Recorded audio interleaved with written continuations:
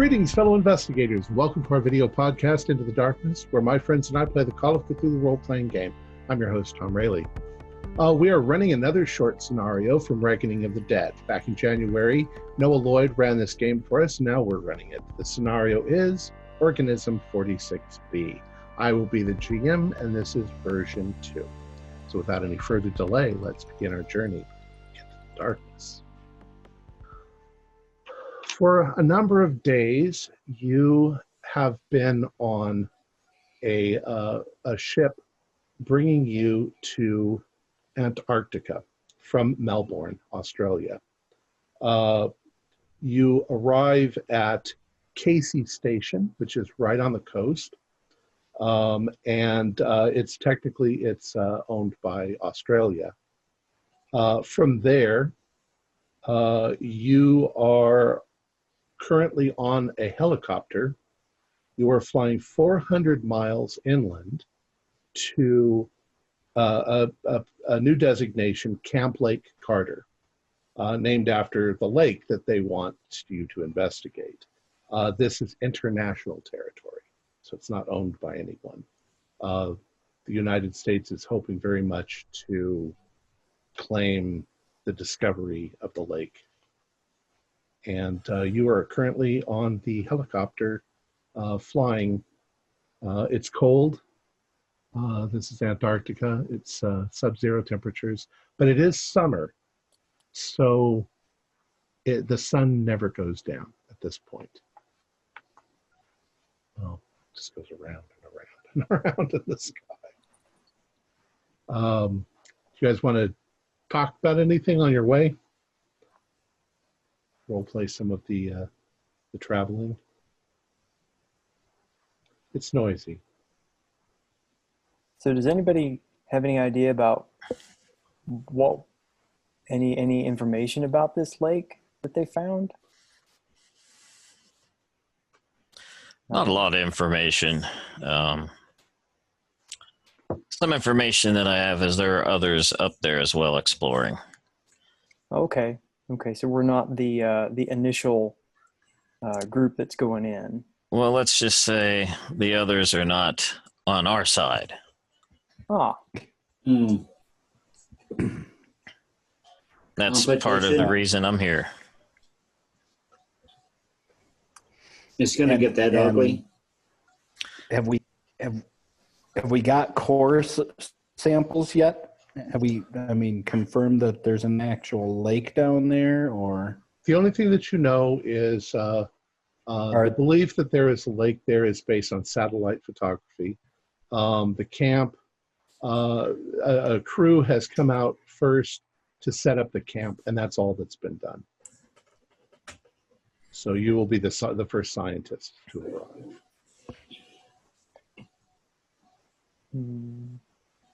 You are the scientific. You are in charge of the scientific aspects of this place.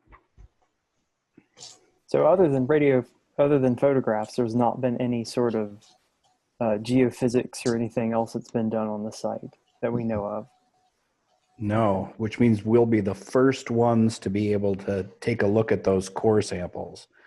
That is just thrilling. That is going to be, because these lakes may or may not be interconnected underneath the ice sheets, and they have found some just fascinating microbes and nascent life, things that eat and get all their sustenance from just minerals, for example. So this is going to be truly exciting. Well, I did get some satellite scans of the lake.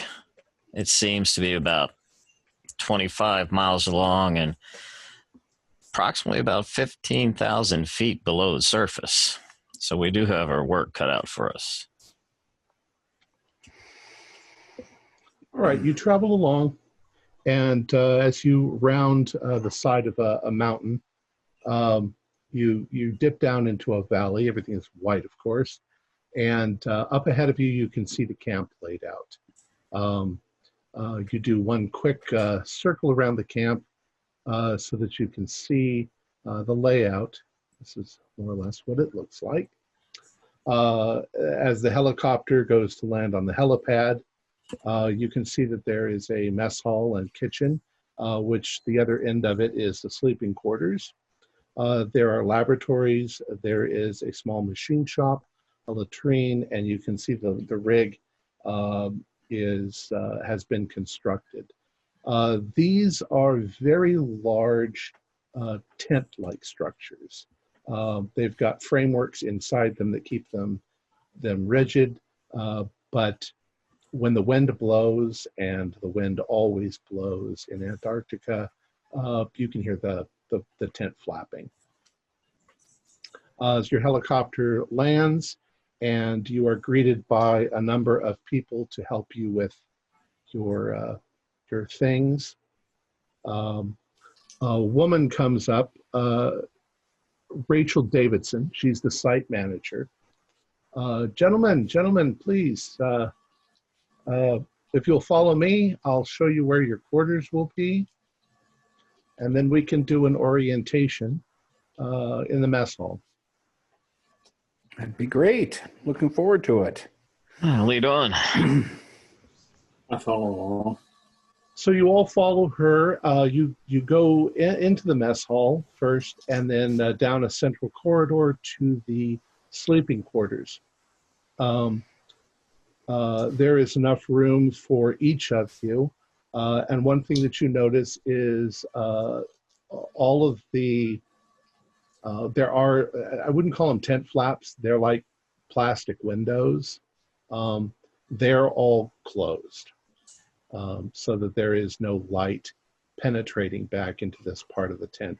The sun never goes down, so people sleep in 3 shifts. The regular crew sleeps in 3 shifts. She sets you up in your little rooms. They're small, but they're what you'd expect in this case. The place is heated, so you're fine as far as that goes. The floor underneath you is of wooden construction, and directly under the floor is solid ice, down for about 4 or 5 kilometers. Okay. Wow. But they're like tent canvas or cloth material dividing the rooms, right? Yeah, it's kind of a plastic cloth material that divides everything up. It's like being in a building, except that the walls are made out of cloth. Yeah. Okay. And the overall shell is like multi-layered, or Yeah, it's a really tough material. It's a military material of some sort. It's looks metallic on the outside, but it's just a really heavy duty thing. It can stand hurricane force winds. All right, so I'm gonna go claim my bunk area. And you said those are closed off individual, right? Right, with flaps. All right, and I'm going to open my SAT laptop computer and send a message. All right. yeah, what's the Wi-Fi password? That's the important thing. There is Wi-Fi. Well, I don't need an actual Android. Well, there is Wi-Fi. There is internet.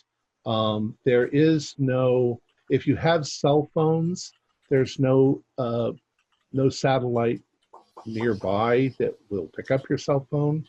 But you can do communications through radio, and you could. There's special phones that are linked up some way.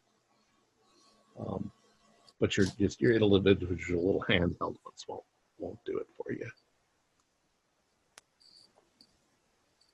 All right. Okay. So after 40 minutes or so, let's make it easy. We'll say that it's 10 a.m. that you've arrived. You go into the mess hall, and introductions are made.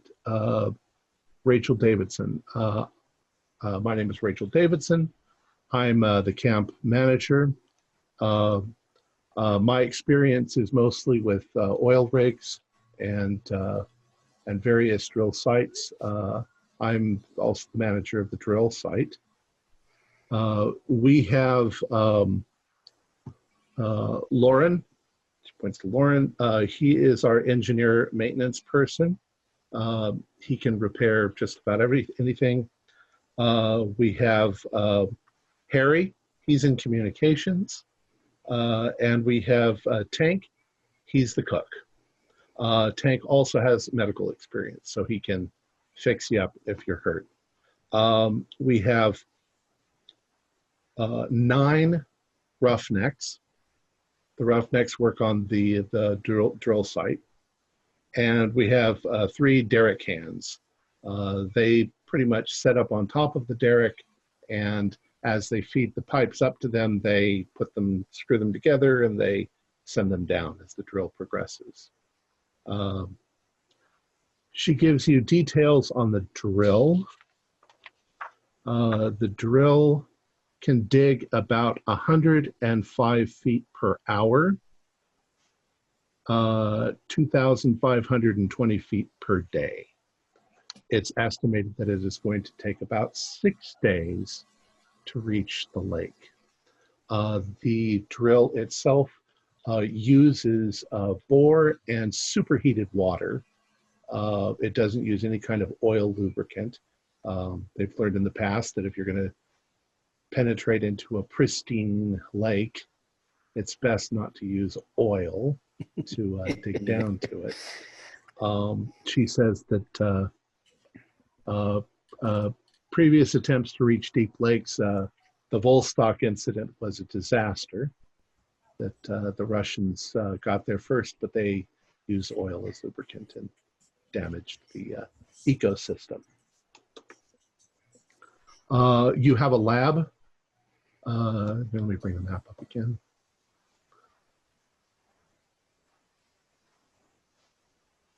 You have set up laboratories. There's places there for any kind of chemistry, geological engineering that you need. There's medical, and there is biological stuff available to you, as well as physics and so forth. Whatever you need is there. The latrine is outside. You have to cross outside to get to the latrine, because nobody wants to stink up the tents.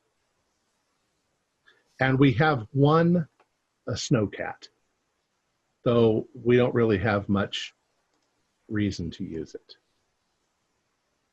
We don't have anywhere to go, but it's there. All right, and how far are we down so far? I mean, you said 6 days to get to the lake. Oh, we haven't started. Haven't started yet. All right. We needed to wait for you to start before if somebody wants to inspect the site and make sure everything is okay. But as soon as it's green lit, we can begin digging. And we'll be taking cores all the way, or are we? Well, our intention is to dig down to the lake. That's where all of our resources are going. However, we do have coring equipment. If you want to do that separately, anywhere around the area. Okay. Most of this sort of area has already been sampled many times, by previous groups. Okay. All right, gentlemen, shall we inspect the drill and get this thing started? You bet. Yep. All right, so you walk out. The drill itself is about, I'd say 35 feet high. It's covered in a kind of a similar canvas tarp to the ones that the tents are made out of. When you step through it, there's kind of a wooden structure at the bottom that serves as an office or a place where the manager can make sure everything is going right. Once you step inside, the temperature is quite a bit higher. Outside, in the daytime, it's -20. At night, it can drop down to -60. Even at this time of year, it's a little bit. It's more mild. There's not any storms or anything. But the temperature is significantly higher when you step through because there are large boilers that are creating superheated water. So much so that the roughnecks that are on the rig at the moment, there are always 3 roughnecks and 1 derrick hand. They tend to go shirtless. Okay. So I look at the rig. Would I see anything that looks flawed or that could cause a problem? Go ahead and do a spot hidden.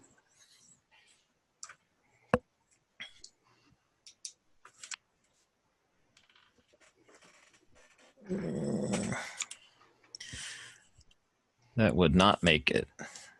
Okay. So you don't Would see have anything. failed. You Okay. don't see anything unusual at all. From your perspective, everything looks like it's in tip-top safety first. Everyone knows what they're doing. Most of it is controlled electronically from the manager's shack, except for the fact that you've got to constantly take the bores, attach the new one, dig down, attach the next bore, and go on like that. As I say, they can cover about 105 feet an hour. So after that, what would you like to do? I'd like to go to who's in charge of running the drill and tell him to get started, whoever that could be. Well, that's Rachel's in charge of that operation. So she said, All with right. your approval, then we'll get it going. All right, you boys, get to work. I'll say, Rachel, is that the quickest speed that we can go is what you're telling me? Is there any way to ramp this thing up to get faster? That's the safest speed we can do. It's using the bore, and it's using superheated water. Anything faster would put a great deal of stress, especially the farther we go. So that's the best estimate. Well, I will trust your judgment since you are the expert in this particular situation. Now, when the drill begins, everyone do a dodge roll. Oh, okay. Oh boy. Oh, nice. There you are.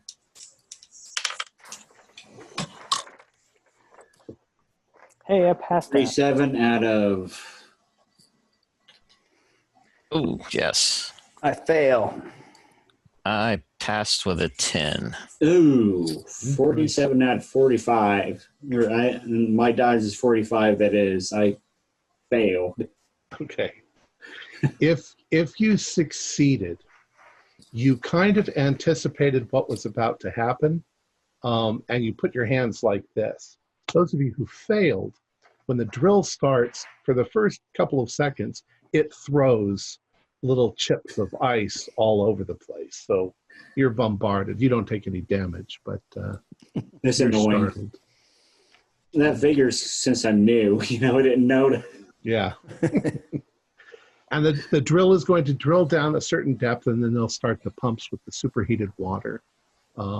They do their best to melt the stone. It should be ice. I didn't mean stone. It's ice all the way down. And it's very loud. It's noisy in the tent. Right. So I would like to move back and check out the laboratories, see what kind of facilities and equipment they have. Okay. The labs are well put together. There's a number of microscopes. There's an electron microscope. There's anything that you could think of, chemical tests, and everything that you would need to identify things. Mass spectrometer. Sure. Yeah. There's Gotta just have not that. a collider. There's nothing that big. But Oh, well, too bad. I'm just gonna claim a space and set my equipment up and everything. Get my coffee cup handy. I'm going to go find Rachel okay, she's again. great. And say, Rachel, I'm looking for someone that I know that I hear might be here. You know a Dr. Remo? Dr. Kathy Remo. Yeah. Yeah, she is probably in her quarters asleep at the moment. Fine. I won't want to wake her. I'll look for her tomorrow. If you see her, just let her know that I'm here. All right. Sure. You'll probably see her in a few hours when she gets up. Very good. Very good. We've also got a Dr. Marcus Baker. He's a glaciologist. He's probably sleeping at the moment, too. Yeah, I don't know him. Kathy and I have passed each other here and there. I just wanted to say hi, see how she was doing. Well, that's cool. You all seem to know each other. Somewhat. Have you noticed anything strange around here? Nothing at all. Except the snow? Pretty routine. Yeah, the snow's the snow's all compacted. It almost never snows in Antarctica. Believe it or not. It's one of the driest places on Earth. But also very white. Am I not? Well, it's very flat, and so there's nothing to slow down the wind. The wind blows all the time. I was just more interested if you've seen anything flying over in the air. Usually there shouldn't be, but you never know. No, not that I can think of. Okay, very well. Well, thanks for your time. I'm going to return to my quarters and get some things in order. Sure. All right, you guys, stop dilly-dallying. They're not dilly-dallying. They're working hard. I don't know what they're doing. I don't know anything about drilling. But, all right. So, Lee, what are you doing? And Bill, what are you doing? Well, first I was going to clean the mess off me from getting sprayed. And splash and setting up my laboratory, my little lab space. Sure. Getting some coffee. Gotta have There's coffee. Plenty of coffee anytime you need it. The cook, Tank, he comes in wiping his hands with a towel, and he's like, "Gentlemen, if there's anything that you need, any kind of preferences, French cooking, Italian cooking, all I got is what's in the pantry, so that's what you're going to get." But good to know. Thanks, Tank. Appreciate it. any allergies, any things you don't like? I eat everything. Good man. I'd kind of like to go out and hang out in the drill for a bit, talk to some of the roughnecks, find out what their opinion of this whole operation is. All right.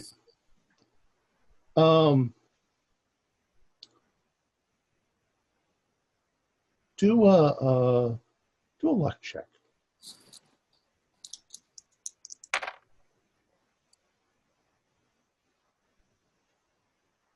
Yes, that is a pass. Okay. So while you're out there, you don't really have the opportunity to interact much with the roughnecks because they're working, and they're hot, and they're sweaty, and they're working. The derrick hand, however, only seems to function when they're about to transition from one bore to the next. So he's standing there sort of watching with you. He introduces himself as John Mercy. John Mercy, I've been working on these sort of derricks for 20 years. It's nice to meet you, sir. I've got a good bit of experience in the oil rigs as well. Spent some time up in Alaska. Oh, really? Wow. Yeah, it's been probably about the past 5 years or so up there. I hear some strange things, though, about that Alaskan tundra. It's, who knows what's out there? You can walk for miles in any direction and never get anywhere. Yeah, it gets kind of funky out there sometimes, especially if you're have any of those jobs that work on the pipelines that go across some of the wastes out there. It can get crazy. Oh, yeah, yeah. And I hear that some of the American Indian tribes are not too happy with that either. No, they're not. They're not. Sometimes when you're out there working, the weather will turn bad and you have to leave.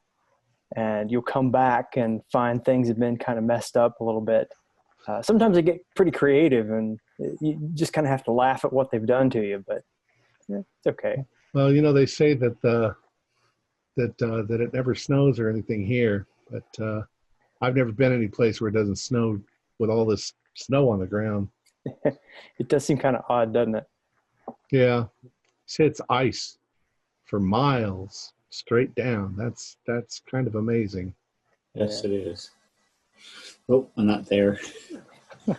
So you're one of the scientists, huh? Yeah, I'm a geologist on this job. So what's the point in finding a lake buried in the? It's not like we need water or anything. Yeah, it has to do with Antarctica as being this place where nobody's been here. There hasn't been any people building things or anything, so it's completely undisturbed. So you have absolutely no idea what's been going on down there. And you can certainly learn a whole lot about the life that used to be living on the Earth hundreds of thousands, if not millions of years ago. So it's Well, like you're gonna find dinosaurs or something down there. yeah, you never know. We might have a Jurassic Park kind of thing going on out of this. You just don't know. Wow. I'll keep that in mind. I heard that those Russians that they found something in Lake Bostock. Oh yeah. Yeah, one of my friends was telling me that he heard from a buddy of his that they found something down there that they are trying to weaponize. Did you ever hear anything like that? It's hard to say with the Russians. There's so many daggone rumors about them. I think they've been drinking too much potato water. Maybe. I don't mind the potato water myself. It's not too And bad on a cold night. He seems like a rather jovial, affable sort of character. He does tend to tend towards the conspiracy theories, just for, I guess they're interesting to him. Okay, cool beans. All right, Lieutenant Commander, what are you up to at the moment? Back at my SAT laptop, looking to see if I had any responses to my request for information. You get the only response you get is there's no activity. Okay. That anyone's aware of. All right. I also should mention that in addition to mess hall and kitchen, there is a rec room. There's books. There's a couple of computers set up for computer gaming, things like that, so that you don't get too bored. Very likely you're going to be here. I mean, it's going to be 6 days before you actually penetrate into the lake. All right. Well, I'll go and find the others just to see what they've been up to. All right. So Fraser, I'm wondering, where do you think, you think there are other, how do we say, interested parties out here? That's the rumor. Like actual camps and derricks? Yes. Like actual camps. We didn't see any flying in, did we? No, we did not. Then again, it's like a needle in a haystack. Yeah. Well, and this but is it's an technically awful... international. This is technically international territory, so there's nothing illegal. Exciting. Yeah, there seems to be another party interested in getting to that lake as well as us. We're kind of in a race, so to speak.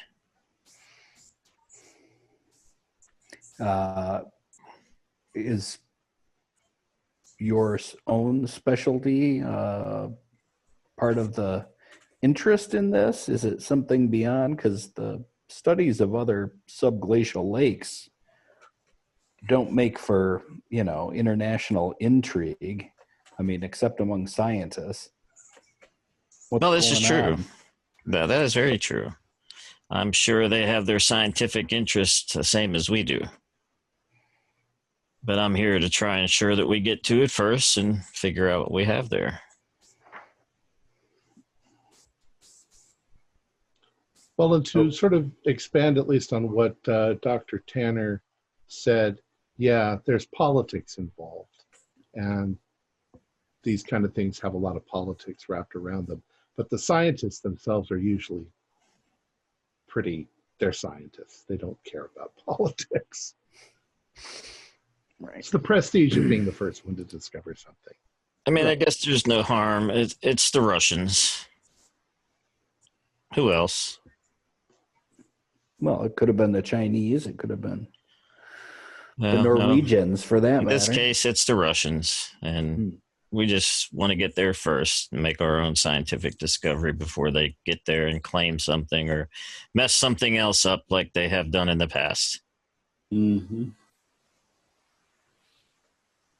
Okay. Bill, what are you up to? After a bit of hanging out in the drill and rig, I'm going to head back and to the mess hall and see if I can find something to eat. All right. There's always something to eat, but there are regular times for meals, which there's a schedule on the wall. I don't have a schedule, but, just what you'd think would be regular times for meals. Most of the camp runs on a 3-part schedule. People work for 8 hours, then the next 8 hours for the next team, and the final 8 hours. You scientists are not required to do that because you're the scientists. Just work when you're awake. The only person that doesn't quite follow that schedule is Rachel Davidson, because she wants to have her hand in the operation at all times. She basically sleeps for 4 hours and then works for 4 hours and then sleeps for 4 hours, so that she's there for at least 4 hours on every single shift. It's hard on her, but she's a workaholic. She has a reputation of being a workaholic.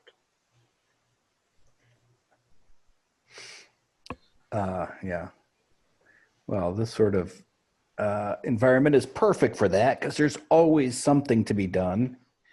Although it seems to me after checking things out, it may just be time to catch some shut-eye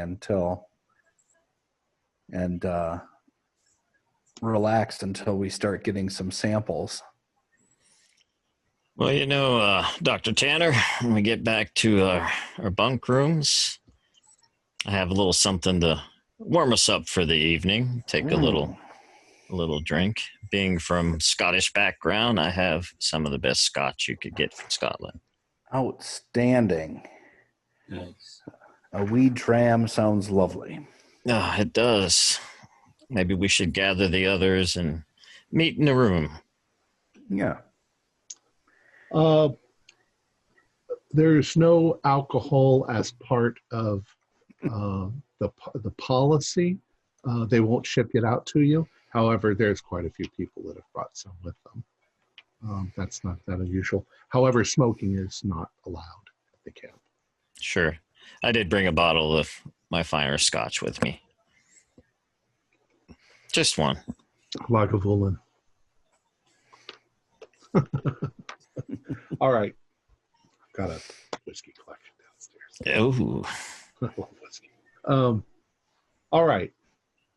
So we'll say that you guys relax.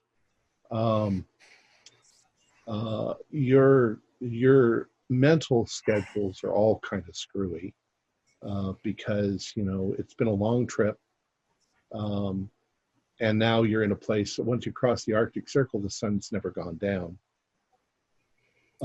It's technically the height of summer for Antarctica, and it's still awful cold. You do find that the sleeping areas are a nice refuge because there's no sunlight streaming in the windows. Dr. Tanner, you said you were going to take a nap. Yeah. How about the rest of you? I was going to gather everybody back to the room area, have a little drink before we rested. Okay, well, you're doing that in the interim. That's not going to take more than half an hour or an hour. We'll say that it's past noon at this point. If you are going to have lunch, maybe we'll just use like our normal everyday schedule, so that it's easy to keep track of. Yeah. So around noon, lunch is served. It's pretty good. Tank is an excellent cook, considering that he doesn't have much, and it's dried eggs and stuff like that.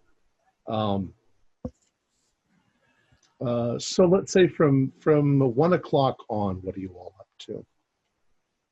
You've pretty much walked the entire camp. The latrines themselves are equipped with showers. There's showers on one side, and there are toilets on the other, and they're unisex. Some of the roughnecks are actually women. A couple of them. Okay. About 2 o'clock, Kathy Remo shows up. She comes in to get coffee, and she's reading a book. And she notices that you new people have arrived, but she doesn't interact. Okay, go ahead. I'm sorry. She comes in and gets her coffee, and then is about to walk back out again. I'm going to take my coffee and walk up to her and say, Dr. Remo. Lieutenant Commander Frazier, I believe. Yes, you remember me. That's very good. It's been a while. It has been. What's been going on up here? Well, we don't really know. I mean, we know that we've got some competition, but they're 15 miles away. They're on the north of on the lake. But we'll just wait and see. You don't have any of your little birds keeping an eye out up there? So far, nothing other than they're doing similar things to what we're doing. I think that we're ahead. Oh, that's good. That's good. I just thought you may, you have your resources. I have mine. Thought you may know a little more. I think we should pull them together since I'm here. Well, I don't think much is going to happen for a few days. It's just probably right. Waiting. We just want to make sure that the people who need the information get the information. Absolutely. And yet, you know me, I'm not much one for waiting, so I'll be finding something to have to do around here. Do a psych roll on her. Okay.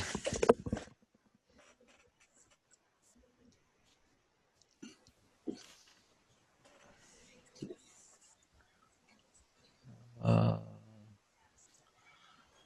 52 out of 55. Okay. You get the inkling that she's withholding information, but then again, you're not surprised either. Right. She's all right, Doctor. Discuss things that she doesn't want to discuss. Absolutely. All right, Dr. Remo. I'll let you go about your business. I'll catch up with you later. I'll be around. We'll see you later. Then I'll go back to the group. And you see her go out the side door. You think she's heading towards the latrine at first, but then she turns and heads towards the labs. Okay. With her coffee, walking casually. Okay. All right. Well, if I've got nothing else for the afternoon, I'm going to put some order to, I don't know if there's designated area or whatever in the lab, but I want to be like familiar with the equipment and supplies and everything else. So I imagine that'll take some time. Yeah. Yeah. get familiar with your surroundings. You find, though, that after an hour, until something actually happens.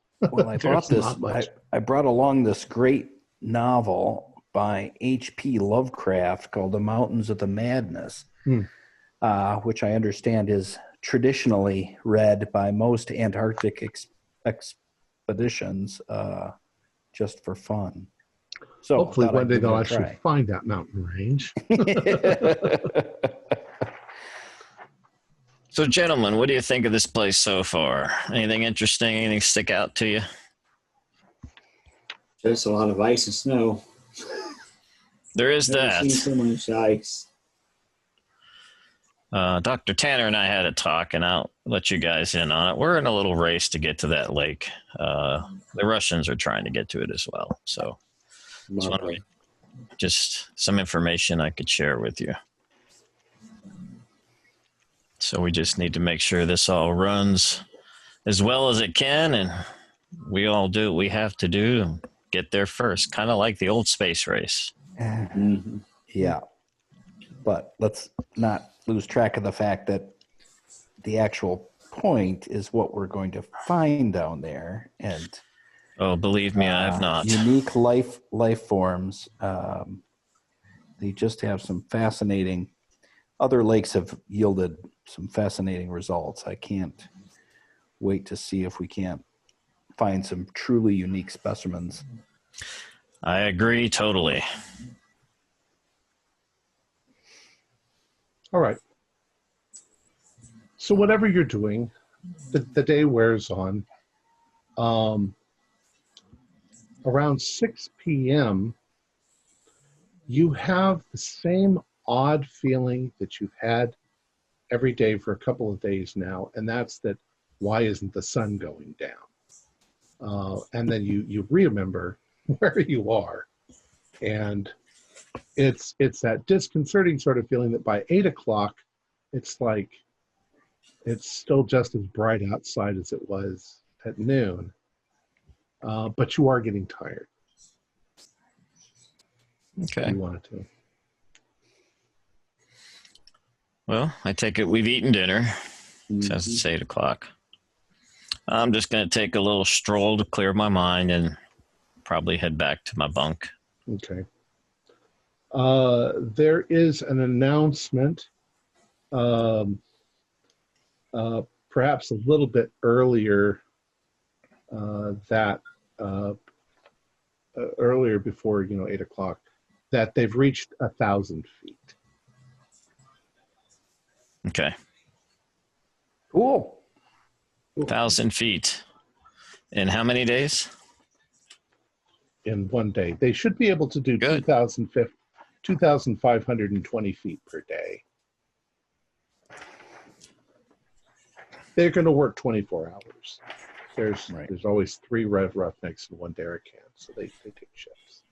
Which means that there's always, there's always Derricans and Roughnecks around, eating, playing video games, or sleeping. And there is music in the rec area, although people keep it kind of low because it's the same tent that people are sleeping in the back. So, all right, during my stroll, I'm going to go up by the drilling, talk to some of the roughnecks, just casual conversation. Okay. Not much to talk about. This is just a job for them. Okay. Nothing really interesting. By now, John Mercy is actually probably resting. Yeah, just chit chat. All right. So, just say it's maybe around 8:30 or so when you're out by the rig.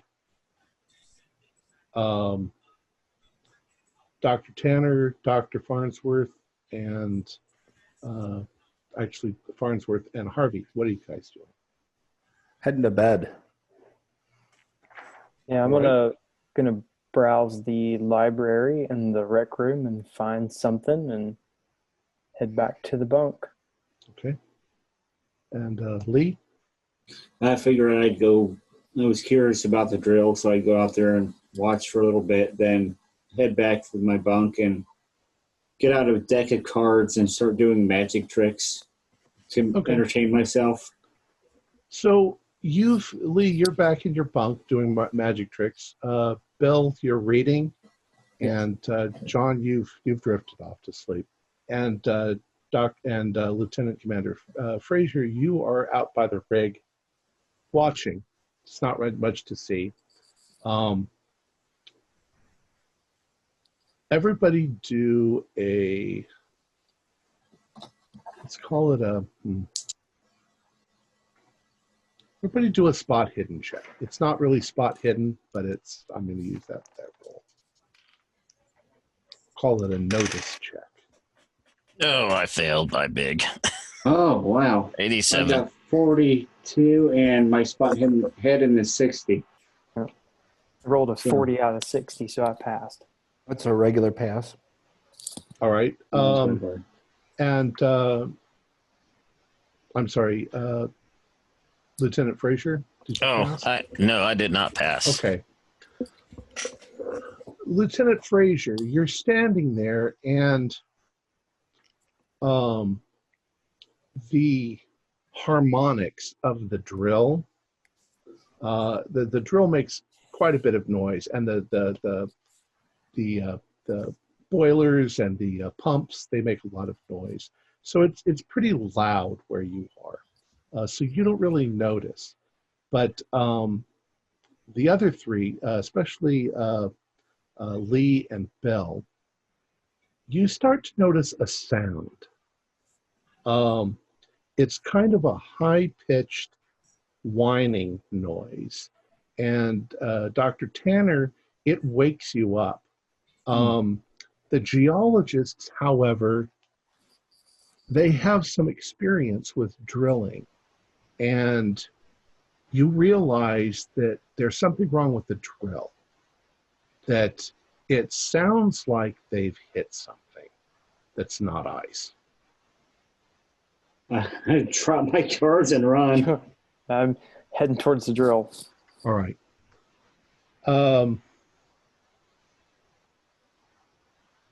And Dr. Tanner?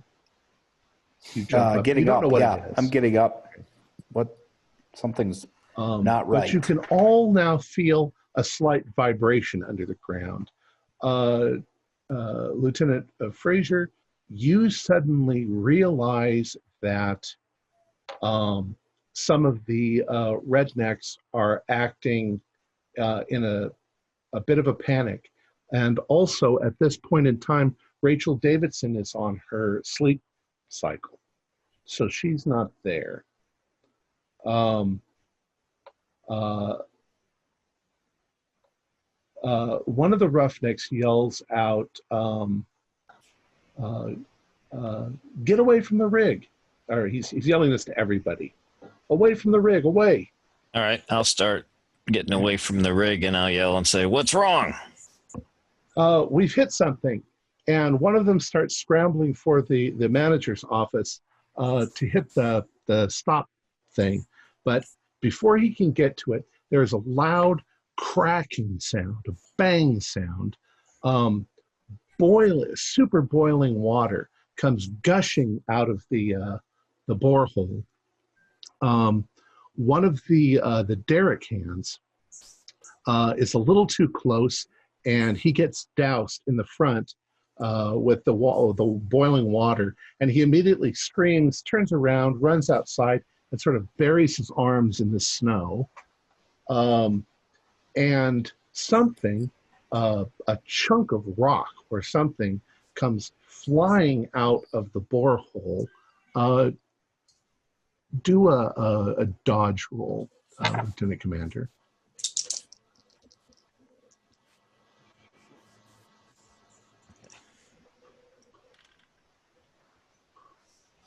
I passed with a 27.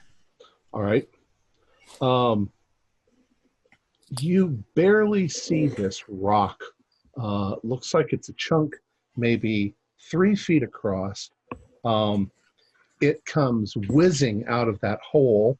It barely misses you. It rips a hole in the canvas and sails off, 100 feet or so into the distance.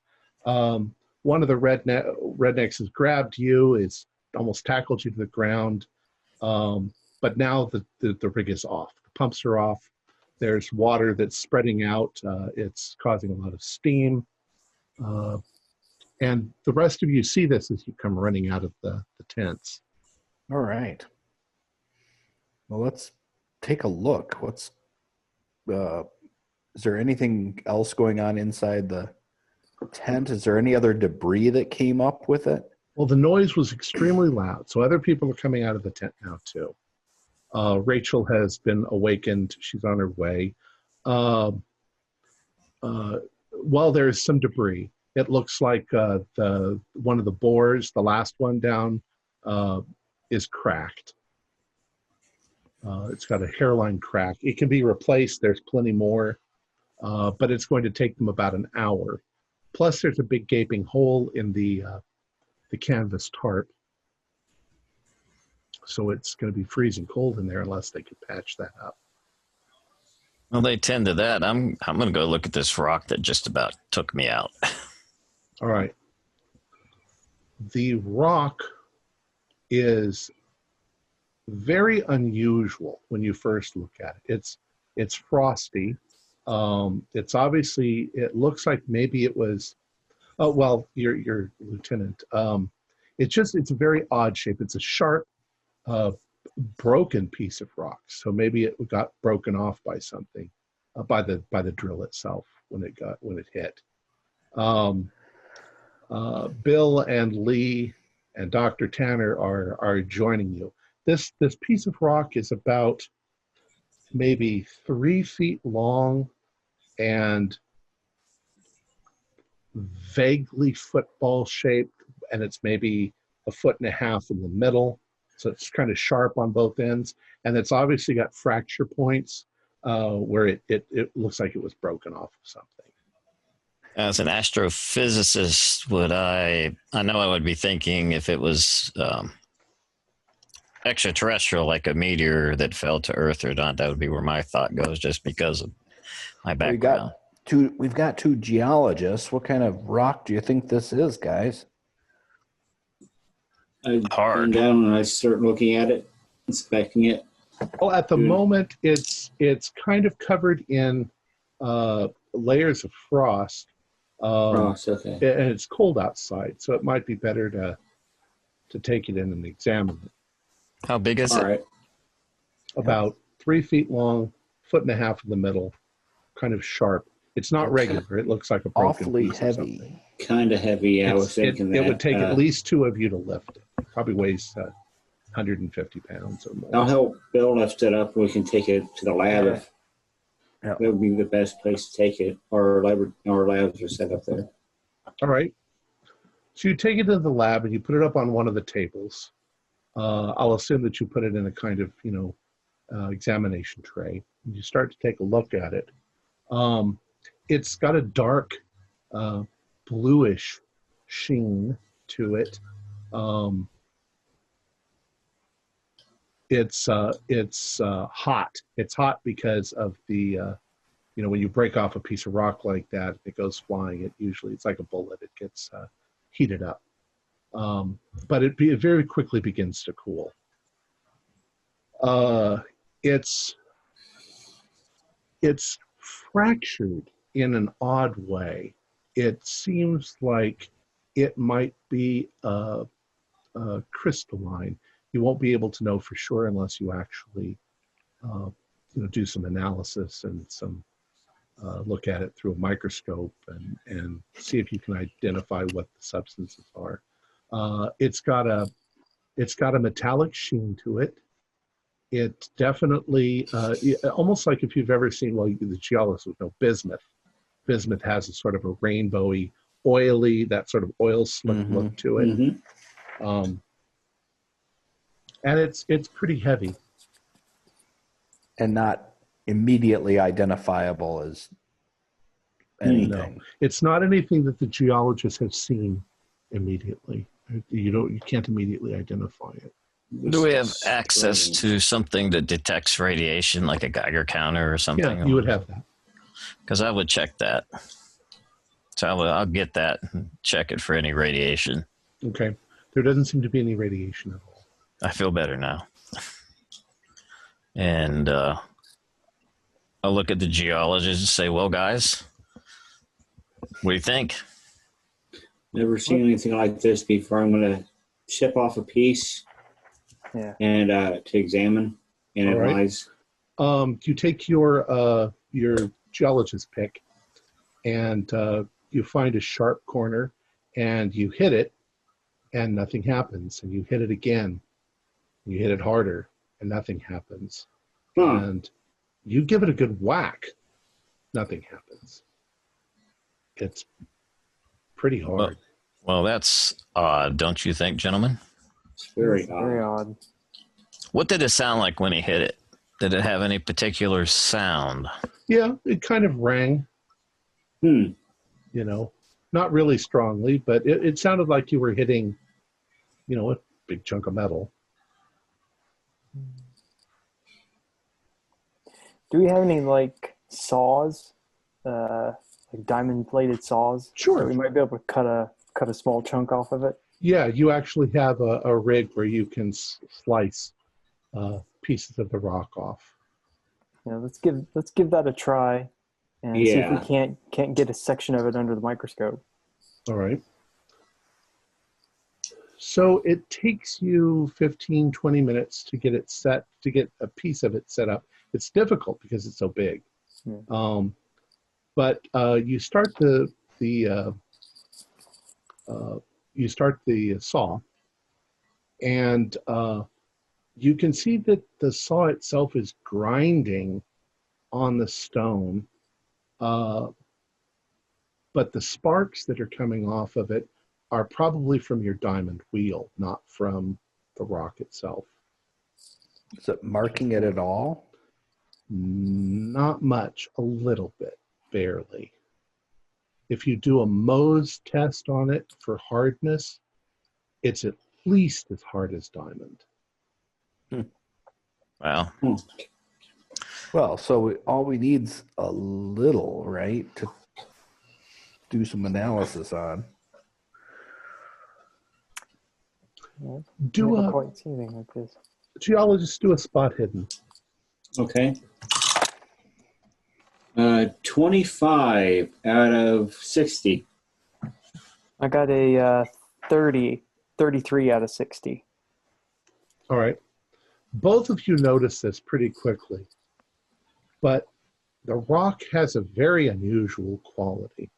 When you put your hand on the rock, and you can see from the shape of how the crystal might have been formed, there's definitely a direction, the way the inclusions are, that if you put your hand on the rock and you try to move it in one direction, your hand moves like it's moving over ice. It's very smooth. When you try to bring it back the other direction, it's very, very rough. Like you can't, like you're like there's a one-way direction to the surface. I mean, you can move your hand that way, but it's much rougher in one direction than in the other direction. Well, this is super cool. I'd like to run a couple swabs over different sections of the top and put them on slides to try to see what's on the surface. All right. At first, when you do that, you don't get much at all, if anything. You realize that some of what you're getting is probably just surface dust.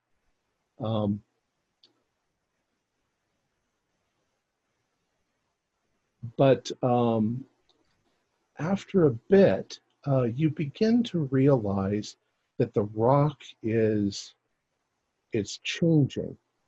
That where you tried to scratch it before, when you try to scratch it now, it actually scratches pretty well. Perhaps the temperature of the rock was causing the hardness, that it actually seems to be getting softer. as it cools. As it cools. Let's move it back outside and let it cool right down. Yeah. Put it on ice. All right. That we have plenty of. Plenty. All right. Oh, you probably also have a kind of a refrigerator where you can keep core samples when you take them. You'll have all that stuff in the lab. Anyways, you take it outside and you let it sit there for a bit, and to the touch of your hand, it seems like it's cooled down, so to speak. Well, we'll try sawing off some more. All right. Now, when you begin to cut into it, it cuts pretty easily. It's more like maybe a 5 on the Mohs scale instead of a 10. You begin to cut through it rather simply, and you get some chunks of it. Well, let's run some tests on the chunks. Do you mind letting me have a chunk run through the mass spec while you guys I'll look at things?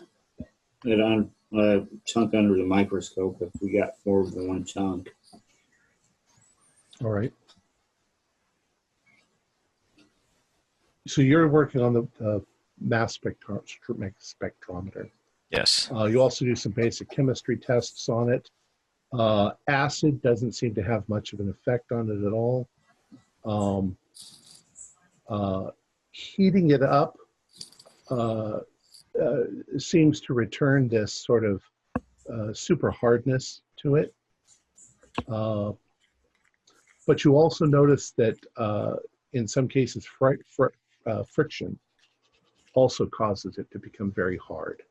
You can't explain the one directionness, except that there must be some sort of crystalline structure that's all pointing in one direction. Everybody do spot hiddens while you guys are working on this. No. 66 out of 60. I failed. Yeah, I failed too. I got nothing. I got a hard success. All right. 28 over 30. Now, for those of you who are less experienced in Call of Cthulhu, you can always spend luck to make the difference up so that you can pass something that you wouldn't normally pass. All right. But since somebody already saw, there's no point. Dr. Tanner, as you are working on this, you look up and you realize that the large chunk of rock on the table has changed shape, that it's almost as if it has slumped. It's gotten wider at the base and narrower at the top. It's almost like it's settling. Like it's just highly has a very high viscosity. Like glass. clay or something. Yeah, like glass moving really very slowly. But fast enough that we've noticed a change in its shape. You've noticed it, right? But I mean, since it's slumping like that, am I able to actually move it like clay and push it, or is it too hard for that? Do a strength roll.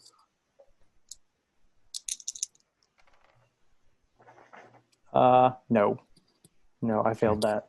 You push on it pretty hard, and mentally you think maybe you're making a dent, but you don't actually see any dent. Okay.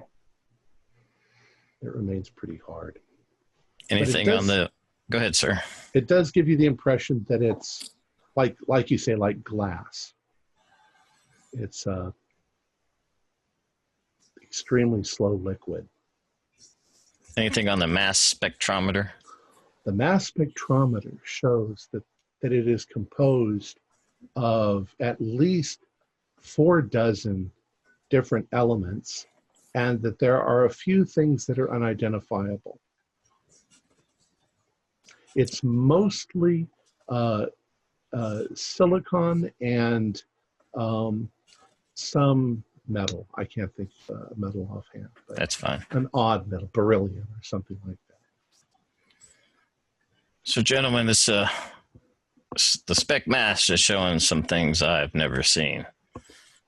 Some lots of metals, silicone, and things that are not even identifiable by our means. And but I don't know, would that show up the any kind of appearance of the crystalline structure to it, or just the elements that are in there? The mass spec usually just shows what the elements that comprise of it. Yeah, right. But it's very odd, especially the unidentifiable ones. I've never come across anything with so many different elements, and especially these things that I can't even identify. I've never seen. Dr. Tanner, you're going to look at a piece of it underneath, a slice of it underneath the microscope. Are you using a regular microscope? Are you using the electron microscope? I'm going to use a regular one first and then move down. Well, when you look at it, there's definitely a strong translucence.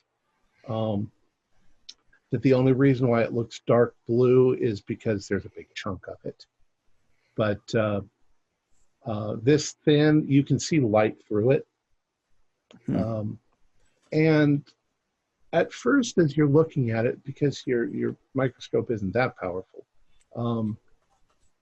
it's looking like there are patterns in the rock that are definitely in almost in lines, which isn't that unusual, except that they're going in the direction that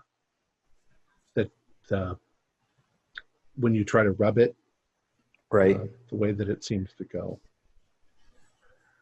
So if you move along the streaks, it's nice and smooth. But if you go the opposite direction, or the opposite, or like 90 degrees, it's literally the opposite direction. Yeah, if you go side to side, it's a medium roughness, but it's not slick like in the other direction. Right. And you've described it as metallic rather than like and when you're looking granite at it, balsa, right. When you're looking at it under the microscope, it's a rainbowy sort of sheen to everything if you polarize the light. And it looks but it looks rock-like. It doesn't look fossil-y. Correct. It doesn't look organic. Well, I mean, there's some elements to it that look sort of, at that level, it's starting to look very odd. But chemical analysis don't show any carbon. Yeah. Or a very minimal amount of carbon. Well, let's hook up the electron microscope and see if we can zoom in further.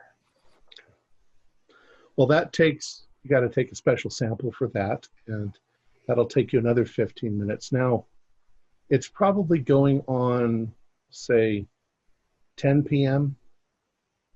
So you guys are you're a little tired, but you're also extremely exhilarated by the discovery. But you have been up for probably at least 12 hours at this point. All right, you hook up the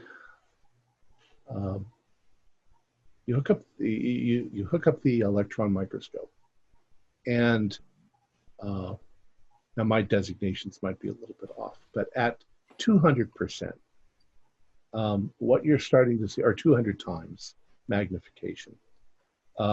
It's got an almost butterfly scale, excuse me, looking crystals going in one direction, which explains why when your hand tries to go against them, it feels rough. It feels rough. You then and sorry, Tom, is this also throughout it? Like there are Yes. layers of that. Yes, it seems to be the whole substance is composed of that same sort of scaly looking thing. Mm-hmm. You zoom in to a higher level, let's say 1,000, and it looks like this. Mhm. Oh my God, that is Scales made amazing. of scales. It almost looks But it's- porous at that level, doesn't it? Yeah, it looks like a filigree. I mean, um, But that it's is- at 20,000 that you can't believe what you're looking at. oh my Huh. God.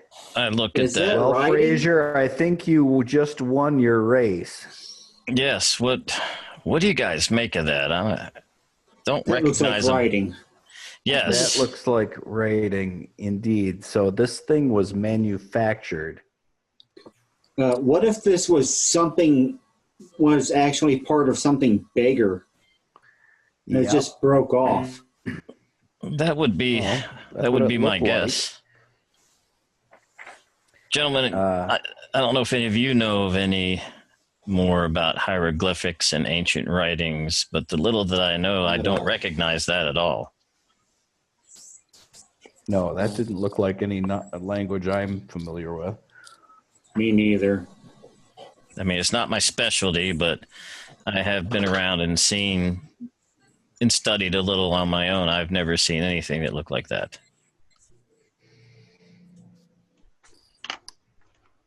No, and that kind of intricate.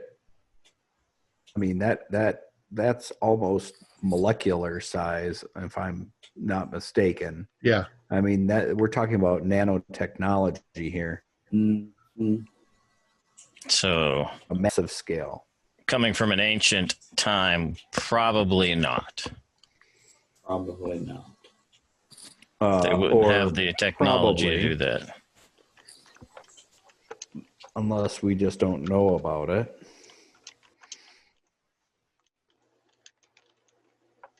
Or it came from somewhere else.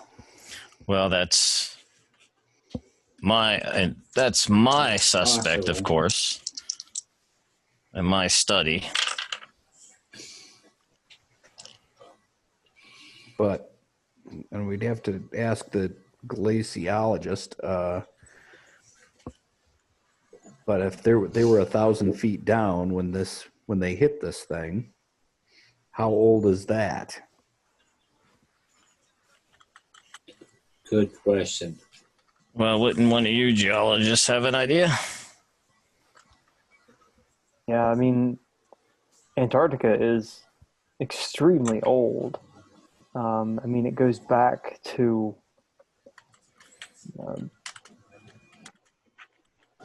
times when it was part of Pangea. I mean, it's just an incredibly old period in time. So, I mean, this is pre-people.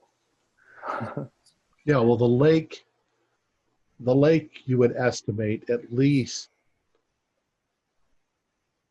50, 60 million years Exactly. at that depth. Oh.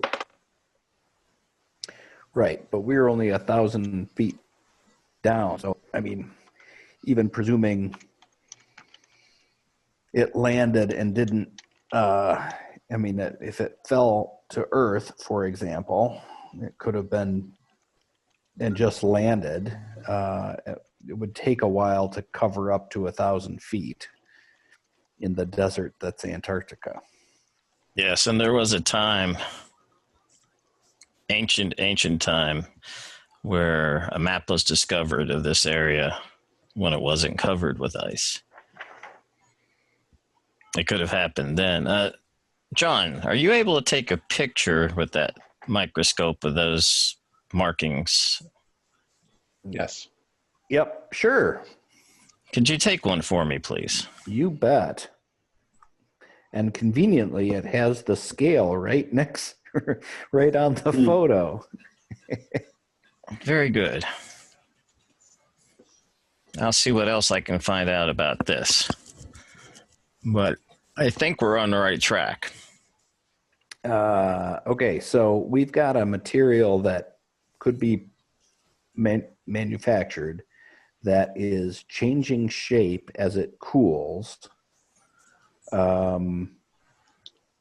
Speaking of which, you now notice quite obviously that the thing is slumping down into the tray. And it seems to be slumping faster than it was slumping before. Okay, I think we need to heat this thing up or slow the slumping somehow. Just as a thought. I'm going to put some gloves on and touch it to see if I can make any indentations in it or if it pushes back when I push. You can. It is now malleable like clay. Interesting. What did we do with the rest of the... Go ahead. What did we do with the rest of the rock? Did we just leave it there, or did we bring it back in with us? We left because it was on the ice. I assume it's on the table. Yeah, we brought the whole thing back in. And, I can share with you guys that I saw the satellite scans of this area, and I didn't see anything like this that I could make out on the satellite scans. This is a surprise. Well, that's interesting. I mean, because this could be a big chunk of something or a small chunk of something much bigger. Yes, if you'll let me have a copy of that picture, or I don't know if you took it where you can send it to me or like a computer version of it. I'll take that. It's high tech. And I'm going to go back and get some things. I have copies of the scans, satellite scans I'll bring to show you guys. I want to, could we fit it in an oven of some kind? Is there We might be able to rig up some heat lamps or something. Yeah, I want to see if heating it up slows down this changing shape. Sure. You also realize at this point that breaking pieces off of it are no longer necessary. You could literally dig into it and pull pieces off of it. I don't like this stuff at all now. This is too weird. I think. Everybody do an idea roll. That's education, right? Yeah. No. Yes. Correct. No. Okay, I got a 22 out of 60, so I guess that's a hard. I got a 26 out of 75. I got a hard. Right. I've got a regular pass. I think simultaneously, as they're all standing there discussing it, it suddenly dawns on you that such a material that could be made to become rigid and stronger than diamond and then be malleable, clay-like, it could revolutionize everything. And if it's some sort of a mechanism. No. This couldn't be the shielding of a ship, could it? I mean, with the heat buildup of reentry, it would be rock hard, and then once it cooled off, it could slump and off. Safely landed. Open it. Yep. Or be malleable as it went through space, maybe? I don't know.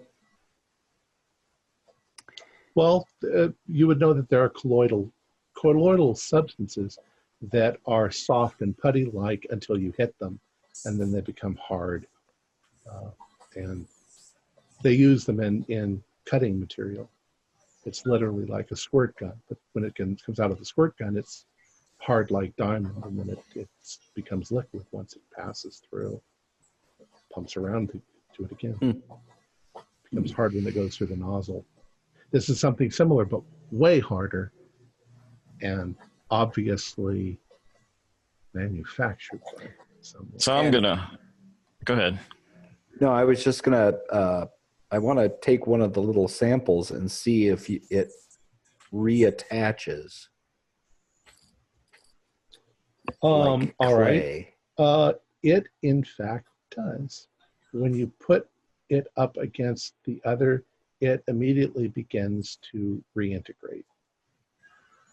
Oh, wow. What if we put a piece a little ways away from it? Will it pull it to itself? Well, you can try that. What do you propose?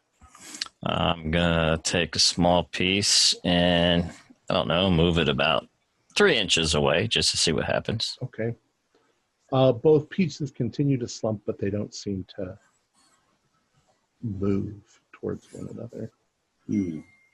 Interesting. So, not Terminator like, if you're familiar with the movies.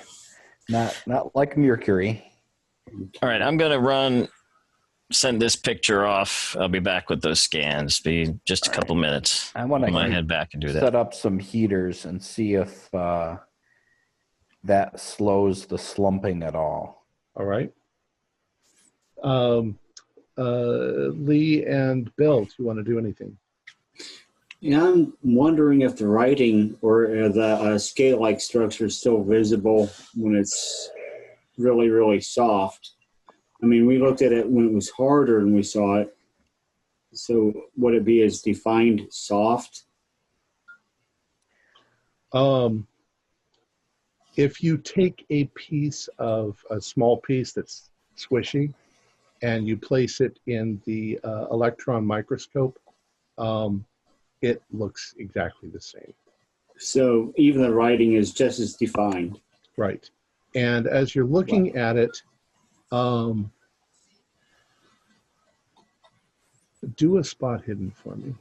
Okay.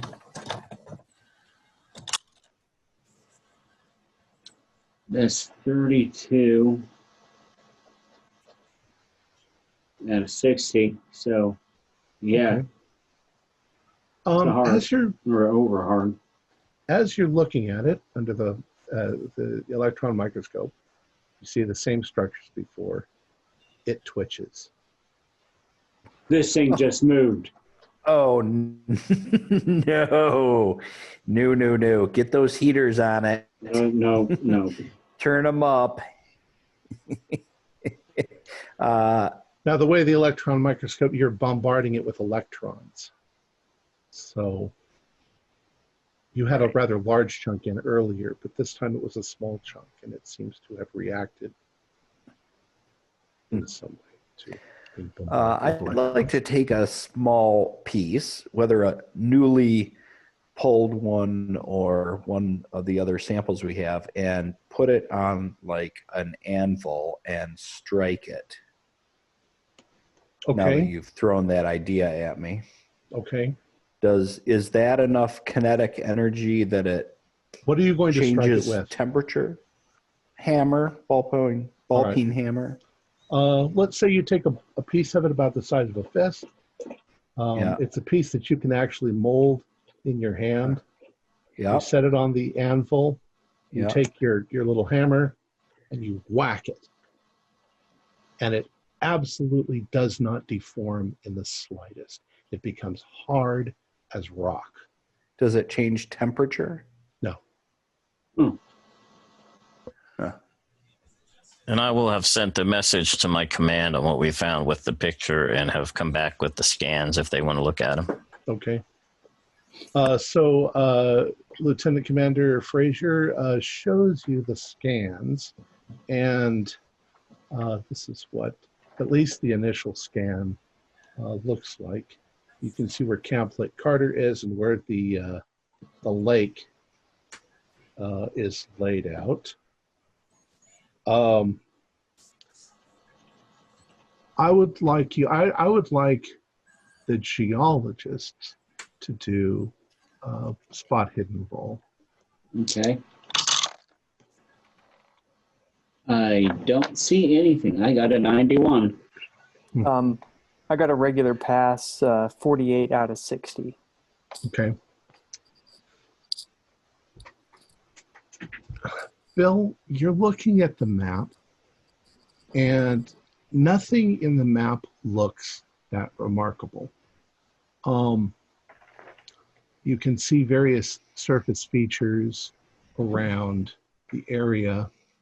You think you recall being outside and seeing a hill over there. You can see the hill on the map. You're looking at the closer scan of the camp area, and you suddenly realize that the pattern of features is exactly the same where you are as it is a little ways away.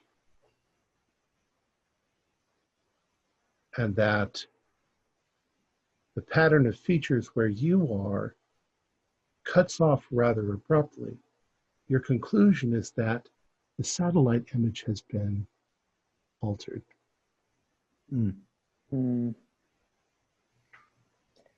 So somebody edited the photo to crop something out? Yeah. Okay. Yeah, it looks like that the geology in these maps are not accurate to what's actually out there. Seems like we don't have correct photos. I'm not a bit surprised. Even me, some things are not shared with. Yeah. So what else have you guys found out about this thing? Well, we're still playing with it. It moved. It actually moved. Check this out. By the way, a long while ago, the drill was put back in operation. So it's back to drilling. No more encounters with any kind of hard substances. Really? So whatever that's it was. Disappointing. Yeah. What do you mean it moved? Ooh. So when we bombarded it with electrons in the electron microscope, it twitched.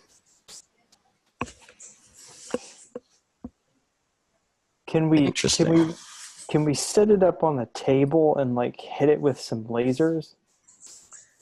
Well, I was thinking a drill next. Yeah, try to get like a core sample out of it. You've got all of that sort of equipment. You've got drills, lasers. You can use it, acid, pressure, electricity, whatever you want to do any kind of test. Some metals are conductive of electricity, some aren't. Well, I thought we tried acid already. You did. Yeah. It didn't have any effect. Probably See how it conducts the electricity. Yep, I agree. Since it's metallic. All right. Explain your experiment. Are you going to do it on the chunk? Or are you going to do it on a smaller chunk? Or On a chunk. Like a smaller chunk. all right. You take a smaller chunk, and you've got it in a tray, and you touch the leads to it. I don't know how you're going to do it. You touch the leads to it, and the minute you send an electrical current for it, it completely liquefies. Oh, shit. That It was maybe not liquefies in the good. tray. It fills the bottom of the tray. That is interesting as hell. And if you withdraw the electricity, does it solidify or does it stay liquid? It stays liquid. I'm going to take some of the liquid. Would we have a piece of technology that I can put it in a vacuum, like the vacuum of space? Sure. So I'll take some of the liquid and stick it in the device and cause a vacuum like the vacuum in space. All right. It has no effect. Still liquid. It doesn't boil. It doesn't do anything. It seems completely inert. Dr. Tanner, do a luck roll.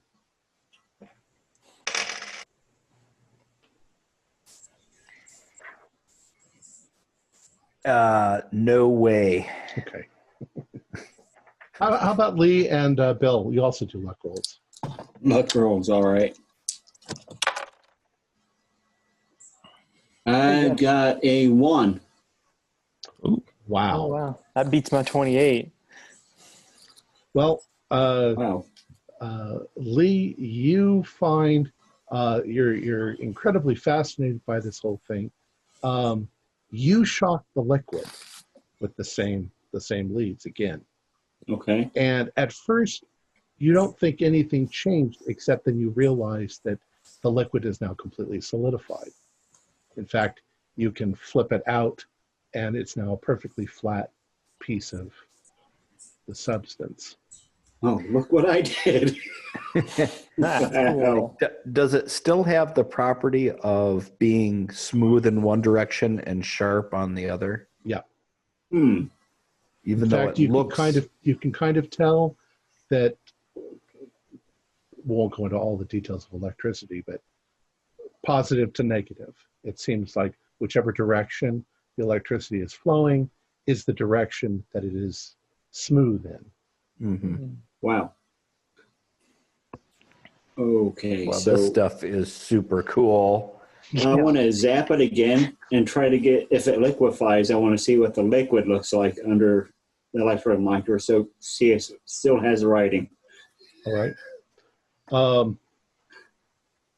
All right. When you liquefy it again and you look at a drop of that under the microscope, it is still composed of all of those little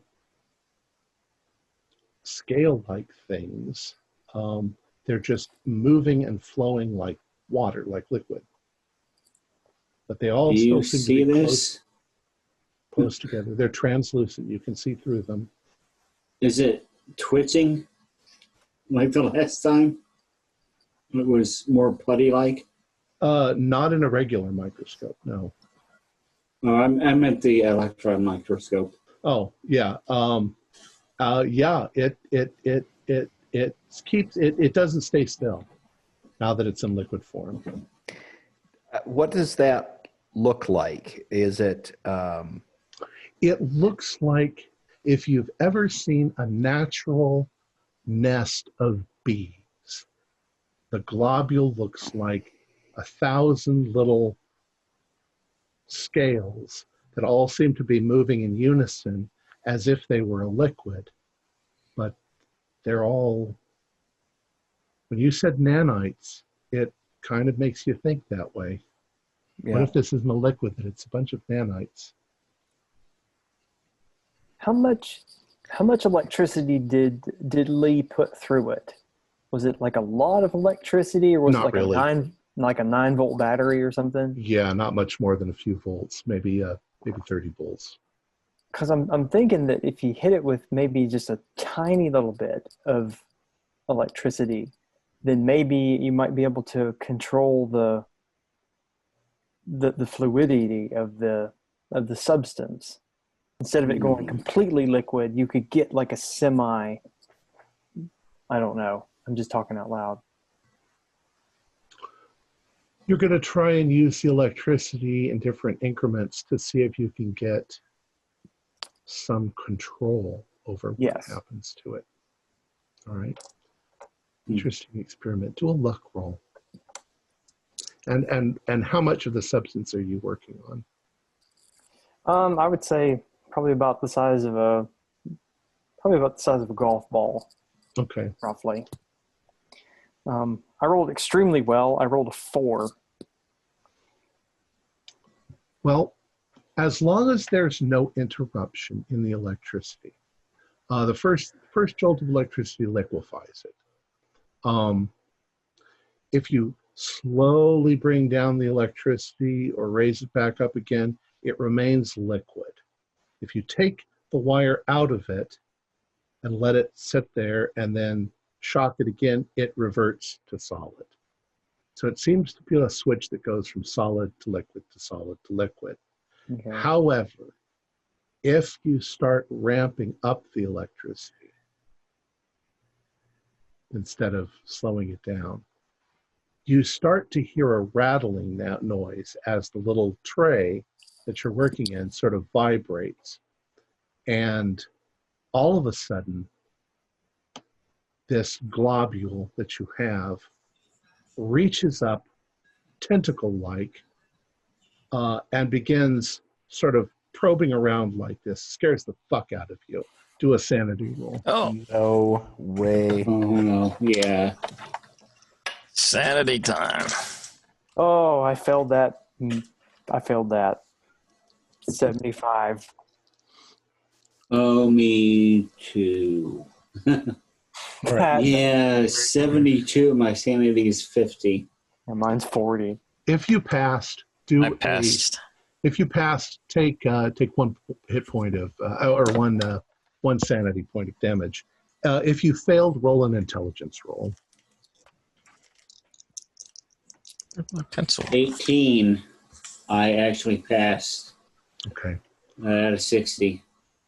When you're doing I, sanity, Good. when you're doing You wanna sanity, fail. no, actually, see, when you're doing sanity, you want to fail the intelligence roll. Yeah. You pass the That's intelligence okay. roll, do a 1d4, roll a 1d4 for sanity damage. Otherwise, you just take the 1 point of damage. 1d4, okay. It's sanity damage or damage? It's sanity damage. Okay, that's what I thought. There's my d4. There you are. 3. Okay. Let me see what else I can do to try to I'm bolster going to this. say, gentlemen, No. let's be cautious with our experiments right now, because that definitely was not a natural occurrence. Give me about 15 minutes to talk to somebody, and maybe I can find out what's missing out of that satellite scan. Right. Also, Lee, when this happens, you yank the electrical probes out from the Oh, yes. substance. It doesn't stop. It continues to writhe around like the tail on a lizard. It doesn't seem to be trying to do anything, but it's flopping around. Try zapping it again. yeah. I very carefully zap it again. All right. You zap it again, and it immediately solidifies in the shape of whatever the tentacle was.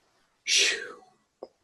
Wow. That was weird. That was so weird. What is this stuff? So I want to propose, gentlemen, before we continue experimenting, could it be, I mean, I said nanotechnology before, but could we be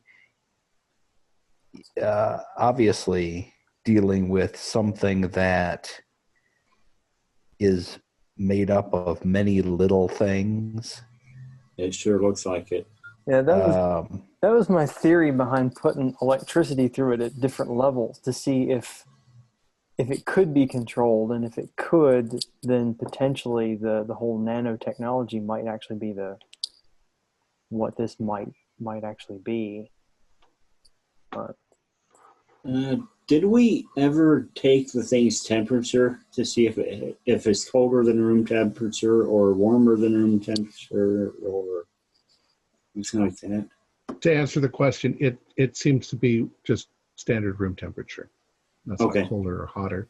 And Dr. Tanner, your experiment with heat doesn't seem to have actually produced anything. It remains liquid with the heat.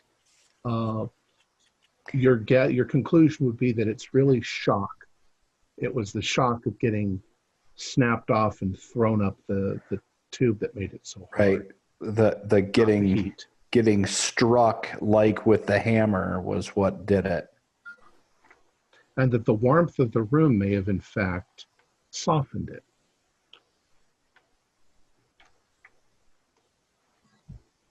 It doesn't seem to follow straight, or there's a straight line of reasoning, but it's not apparent yet. Right. Lieutenant Commander Frazier has left the room. Yes. It's in a lipped container. I mean, tray-ish thing. Right. And it continues to slump. Depending on which piece you're talking about. The biggest piece. The biggest piece has slumped into kind of a mound, yeah. Uh, so, guys, if I was to strike the big lump with the hammer, do you think it would harden up again? I would hazard a guess it would, actually. I would Like think the so. whole Just to thing shock or it. just part? That would be a pretty interesting experiment. Like if you smacked it in the middle, would the edges become hard too, or just soft? I don't know. Let's get a hammer and try it. All right. Well, while your guys are doing that, Lieutenant Commander Fraser, where are you going? I'm going to find Kathy. All right. She doesn't seem to be in her room.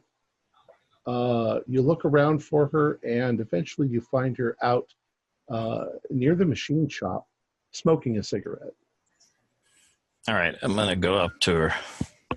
All right, Kathy, we got to have a talk. So what have you found? Well, we have found a piece of material that doesn't seem to be of this earthly origin. So what aren't you telling me? And we found that the satellite scans have been altered. God damn it. No time for any fooling around now. Let's get down to some honest talk.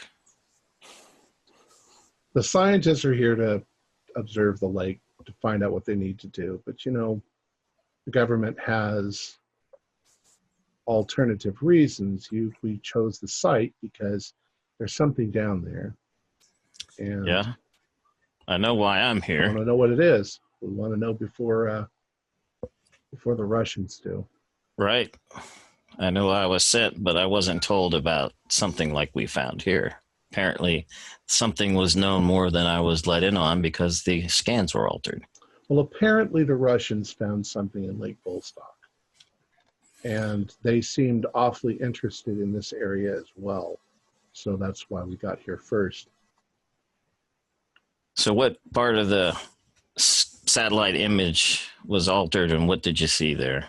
I mean, I know where it was altered, but what did you see there? Well, I didn't actually see anything. It's Right. not Your it's not people. my job. Your people. I don't know. What They did sent they me say? out here to make sure that any discoveries are classified as they need to be. Well, we do have a discovery.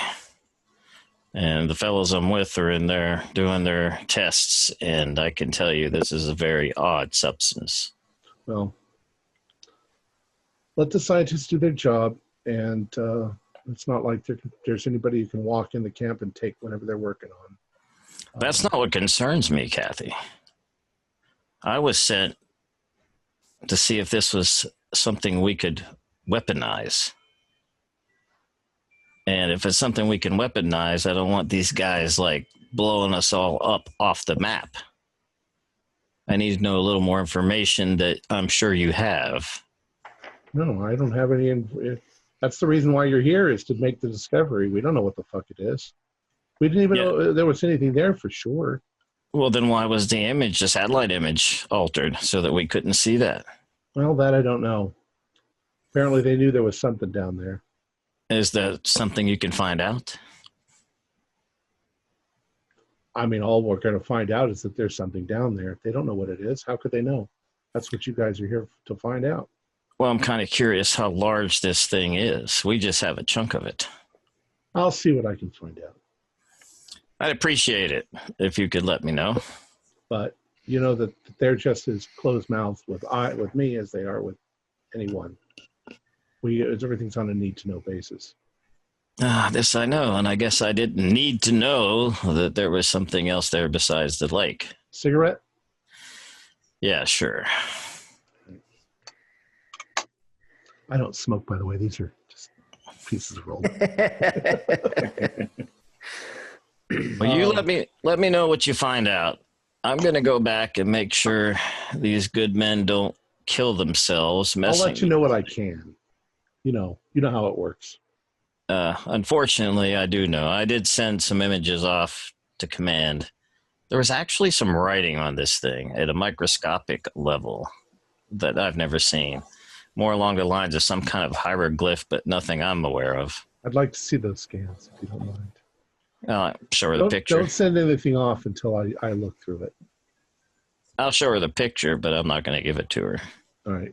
She just wants to see it. She goes, that's unexpected. Yeah, just a little. I don't recognize the font. Yeah, I don't either. That's why I was going to send it off to our experts to see what they can make of this. Only those with top secret clearance, of course. Lieutenant Fraser, as you guys are sitting there, or standing there smoking, do a listen roll.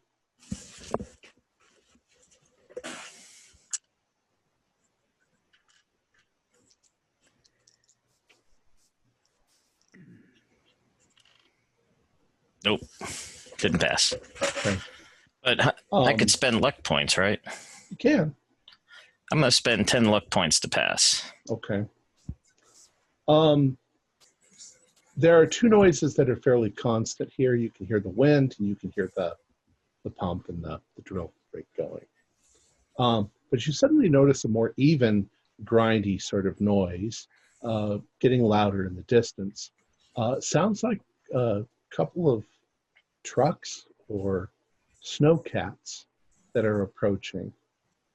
She hears it too. She's like, there's not supposed to be anybody else out here where we are. I was going to say, are you expecting company? No. You walk around the tents and you can see from the north direction, there are a couple of snowcats that are pulling up into the camp. All right. I am going to go out. I have my pistol on me, but in my go bag, I have my MP5, and I'm going to go out with my go bag in my hand that I've been carrying around the whole time and see who's out there. I'll say, you coming, Kathy? Oh, yeah. I got to find out what's going on here. Gentlemen, you're in the lab. You also can feel the vibrations from fairly heavy snowcats as they're pulling up outside in the camp. Lieutenant Commander, you can see they have Russian flags on them. And I would like to take a 5-minute break because I would too, actually. Okay, yeah, I could use one. 5 minutes later. All right, to continue. The cats come to a stop. There's 2 of them.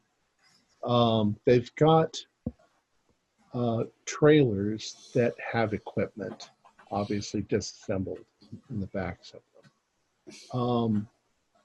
They park their vehicles and they begin to get out there in heavy fur jackets, winter stuff. And your first impression is they completely ignore you, more or less. One of them who gets out of the driver's seat, he's barking orders to one of them in Russian. And you see a fellow come out and he almost begins surveying the area. You can see that, well, I mean, you can guess. They're looking for a place to set up. Okay. So as I approach, I got my gun on my thigh holster and I speak Russian. So I'll speak out in Russian. You need to stop. Yes, go ahead. Russian. Yes, I speak Russian. And what are you doing here? Dmitry Kokolov. I'm in charge of Camp Mechinovsky. We are doing exactly what you are doing. We are looking for the lake at 15,000 feet. He would say meters. We're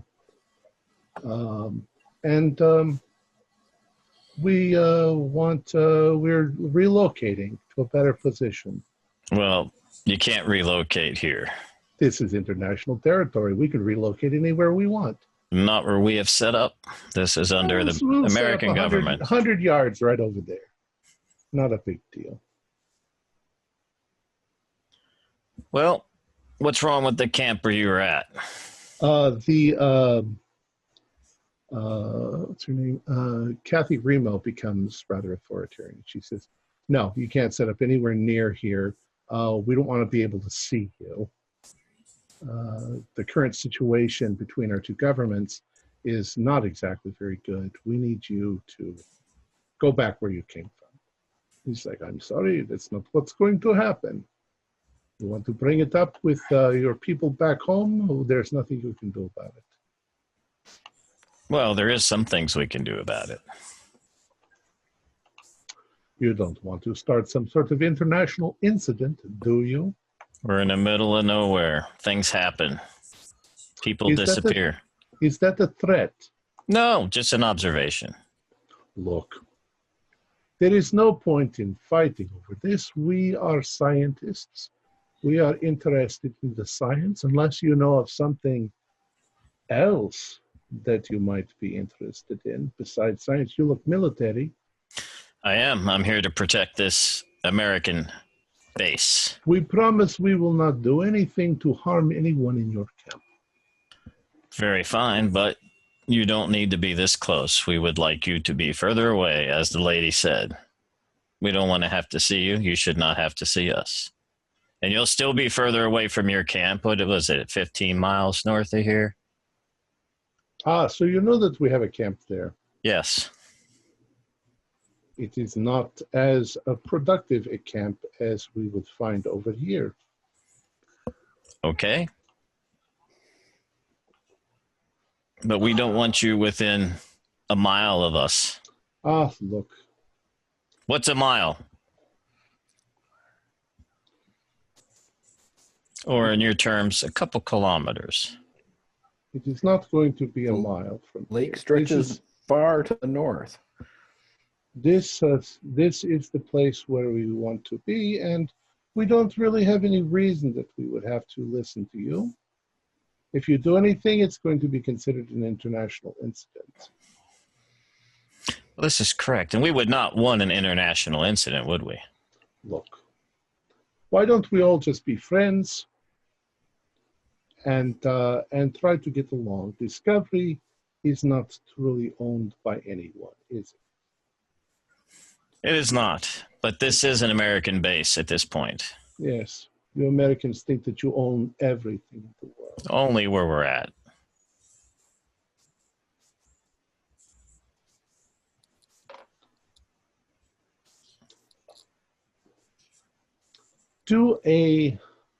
Well, you make a choice. Persuade or intimidate.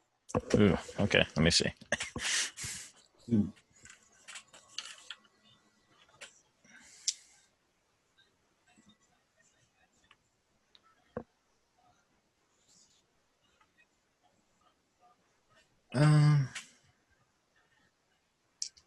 I'll do an intimidate. All right.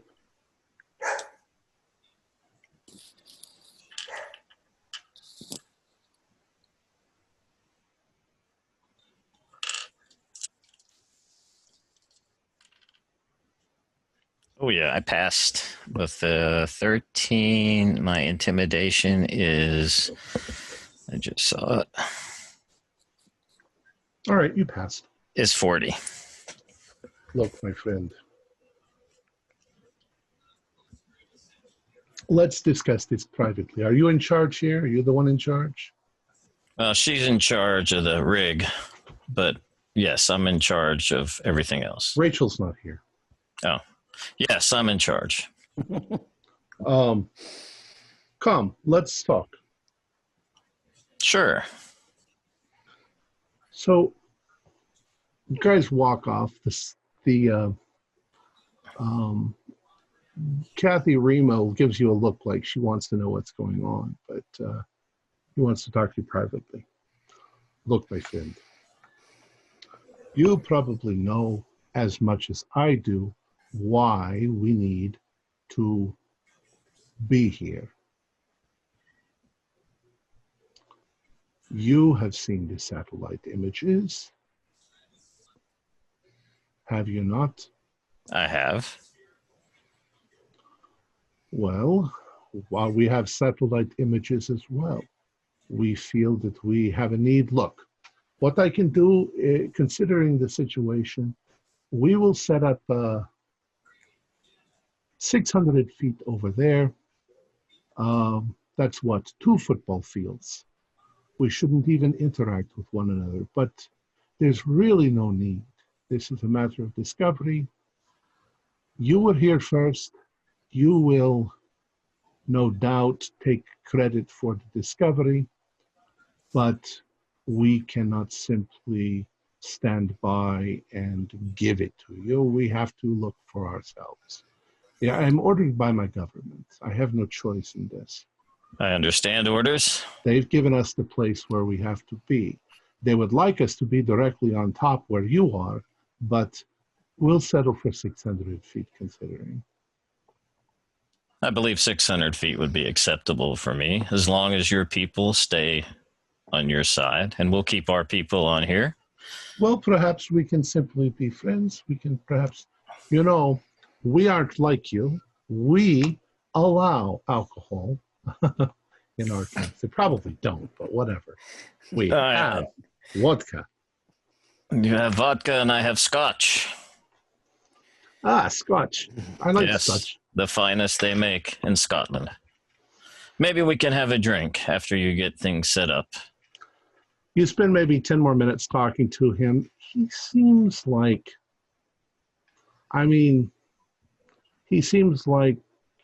he's not a bad guy. He's just doing what he's been told to do. Sure. And James would understand orders and what orders mean. So all right. They would have an understanding. So they're going to set up about 600 feet away, 2 football fields away. Yeah, what's his name again? Dmitry Kokolov. Dmitry, how about if we set a tent between us and you for you and I to meet, and we can have discussions on share information. How about we just meet at each other's tent once in a while? I have no problem with that. Show each other that. some hospitality. You know what hospitality is. Yes, but between you and I. As you wish. Some of my scientists might have interests in speaking to some of your scientists. They all share very strong interests, and they're not politically affiliated. You know how scientists are. We'll check with my scientists and see if they're willing to do that. And if they are, that would be fine. But I'd have to talk to them. I can't speak for them. All right. Well, then we have come to an agreement, and we should drink on it, but we'll have to drink later. Hold on. I pull out a flask. Oh. Open it up. Here, try some of this. And he drinks it. And he's like, it's as soft as baby's milk. It is that. And I take a little drink and put it back in. And all right, then. All right. And he yells at his men, we're going to do it over there. The survey guy is a little bit like, well, what the fuck was I here for then? And they move over and start setting up. All right, so I'll head back to the tent where the you rest also of the guys realize that you guys are exhausted. Yeah. I'm going to go back to the tent and walk in and say, all right, gentlemen, you haven't done anything crazy with this stuff yet, have you? Well, I was just about to try to hammer the main piece just to see what happened. The result of your experiment is that it does completely solidify, but you have to hit it pretty damn hard, this big piece. In fact, you're a little afraid you're going to smash the table. Right. The kinetic energy has to go somewhere. Yeah. I see the tentacles have stopped moving, so that's good. The coolest stuff ever. All right, well, here's the deal. You heard the snowcats out there, right? Well, it reacted like a light switch, so we had to shut it down in order for, we had to reapply electricity for it to stop moving. There is a lot going on with this thing. And if we got visitors, we probably need to put it under lock and key when we're not here.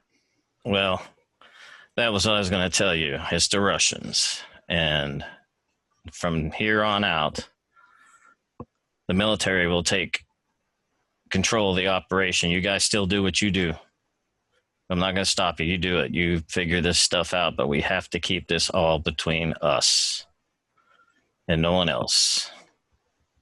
This will become top secret. The Russians are going to want to talk with you. Their scientists would like to be sociable, according to their leader, but everyone has their own means of getting information, and I have to strongly tell you guys, you have to be careful if you decide to meet with them.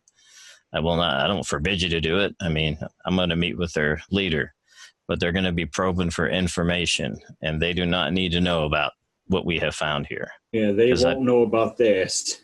I think they're searching for the same thing. They were going to take our site. And the scans were altered, by the way. So others knew something was there, and we just weren't informed. I think it should be a top priority of yours, Fraser, to get that original photo, because if it has brought in other interested parties, there must be something recognizable about it. Well, I'm working on getting that information. So let's hope I can get it soon enough. I don't know how much it will help us, except maybe show us what this thing dimensionally looked like from the satellite. Right. As I said, you are all getting exhausted. If you continue to work, which you can, you're going to take a penalty dice on your skill rolls. Otherwise, you have to get some sleep. Yeah. Gentlemen, I suggest we get some rest, but we can't leave this thing alone. Well, as far as That's what I was locking it worried up, about. you guys are intense. Yeah. Yeah. So We've got to have cabinets and something. Yeah, you probably And it's have. Well, changed shape. you have a freezer. Let's put it in the freezer. That can be locked, I would think. Yeah. As much to keep, wandering Russians away as anything else. Well, they don't know that you have anything, so they wouldn't have any reason to try and infiltrate you. And that would cause an international incident for sure. but I like locking it in the freezer. That would be a right. very good thing. The only thing, when we got it cold, it got softer, but when it was hot, it was harder. What if it liquefies? Well, that's why I think it needs to be in a lipped tray in case that happens. But it also seemed like just leaving it alone was what was softening it, not necessarily the temperature change. But when I hit it with the hammer, it hardened up again. So like as if it was the drill hitting it caused it to shatter. And when it came flying out, landing, what made it super hard at first. So it acts like a Newtonian liquid, basically. Well, except that it doesn't. I mean, all the time. And I don't like the tentacle bit. No. Yeah, no, that was that was a bit strange. I think it'd be safe to put it in the freezer, lock it down. All right. That's easy enough for you to do. And you're all going to hit the hay? You're going to go to bed? Yeah. All right. I would like you to all do power rolls. Okay. All right.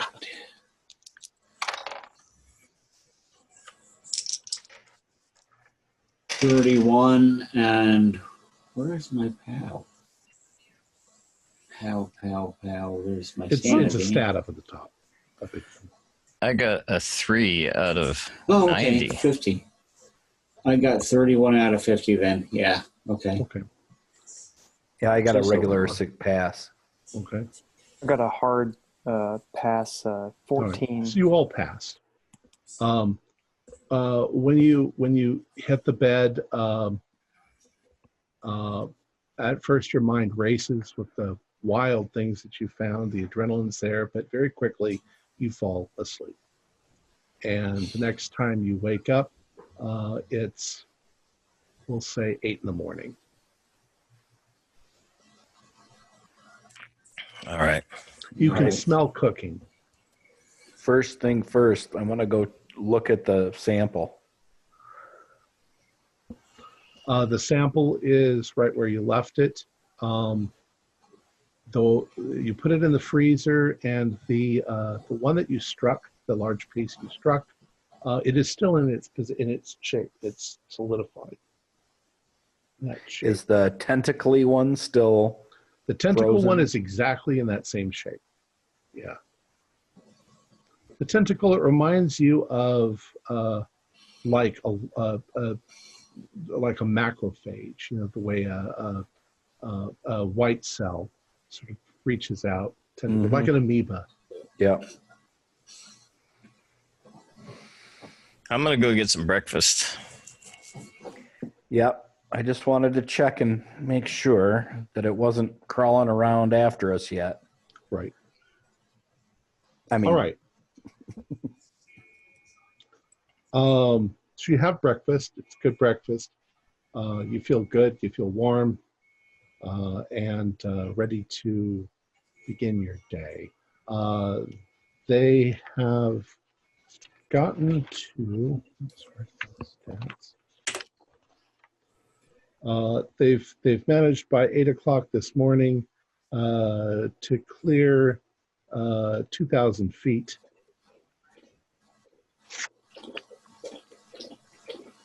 And they are continuing. The only interruption they've had so far was the walk itself being thrown out. That threw their schedule off for about an hour and a half. and nothing else. No encountering. Did I get any reply back when I sent the satellite scan and all that off? Or not the satellite scan, but the picture of the hieroglyphs and let them know what we found? You have not. You have actually. Here's something interesting. When you go to check your internet, there's definitely some interference with the signal. However, you don't seem to have gotten a reply. You do have the acknowledgement that your information was received. Okay. All right, then. In fact, if any of you try to use any electronic devices, well, specifically transmission things, there seems to be some slight interference. Static electricity, maybe from the wind that's constantly blowing outside.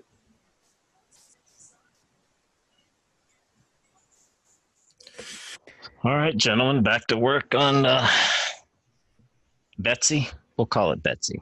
Yep.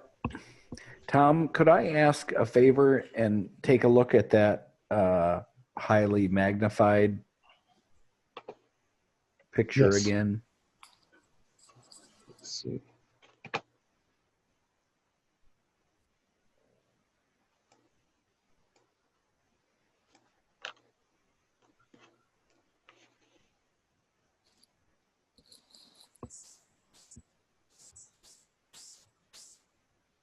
It's very strange.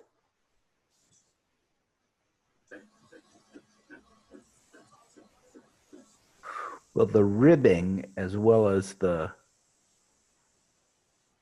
layering is fascinating. Yeah.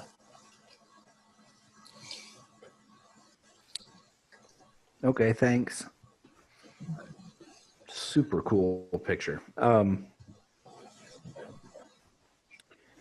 Well, I don't know what you guys are thinking, but it seems to me that anything else we do with electricity, but in a very small piece away from everything else.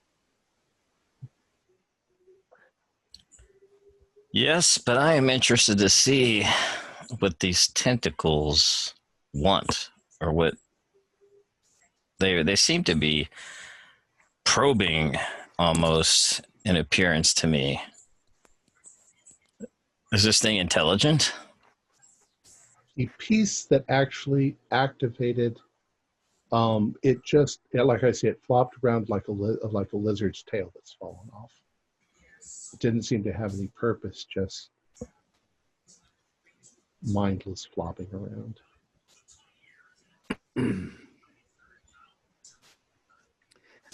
I'm just wondering if there is, obviously this thing will react to various external stimulus. The question is there some kind of programming involved in it that it's going to start doing things specifically if it gets the right input? Is there a way we could put the electric shock into it to get it to move and somehow connect it to a computer interface? You wouldn't even know how to begin something like that. Something maybe the scientists could figure out in the next 10 years. Right. You know of no technology that's this sophisticated.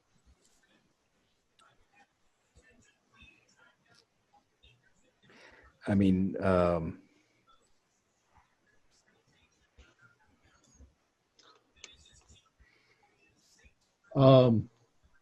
there's suddenly a little bit of commotion outside, and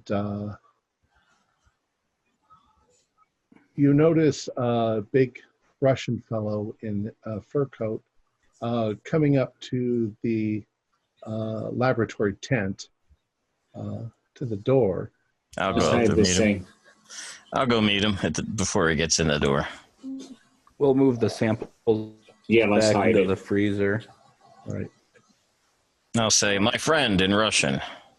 Lieutenant Fraser, was it?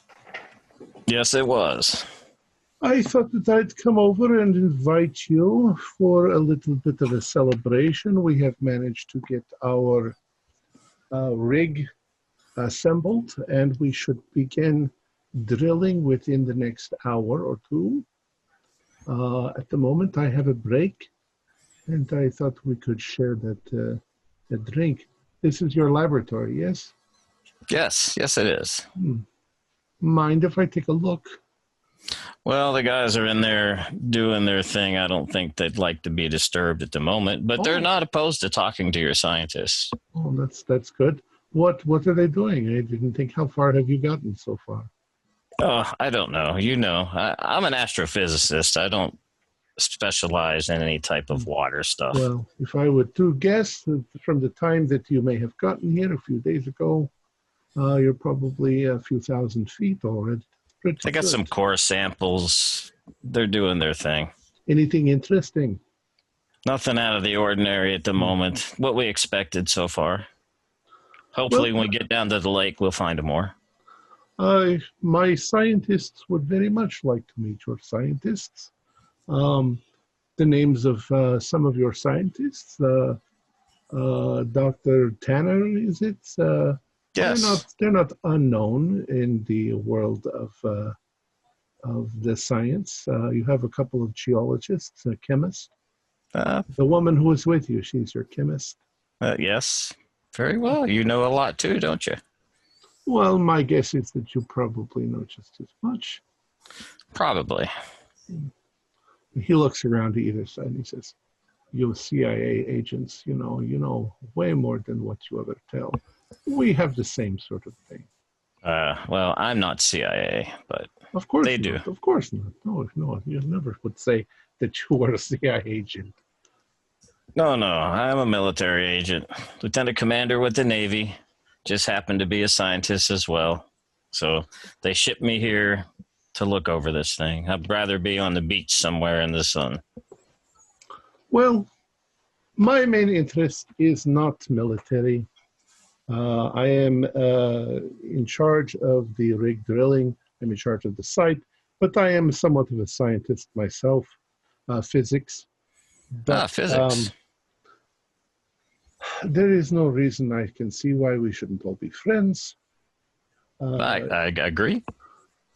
But yes, perhaps in a few hours. I take it you all rested well. Yes, absolutely. Would you like to come to our tents, or would you like us to come to your tents? Oh, whichever you would prefer. I'll leave that up to you. We'll come to your mess hall. Yes, I'll make sure arrangements are made.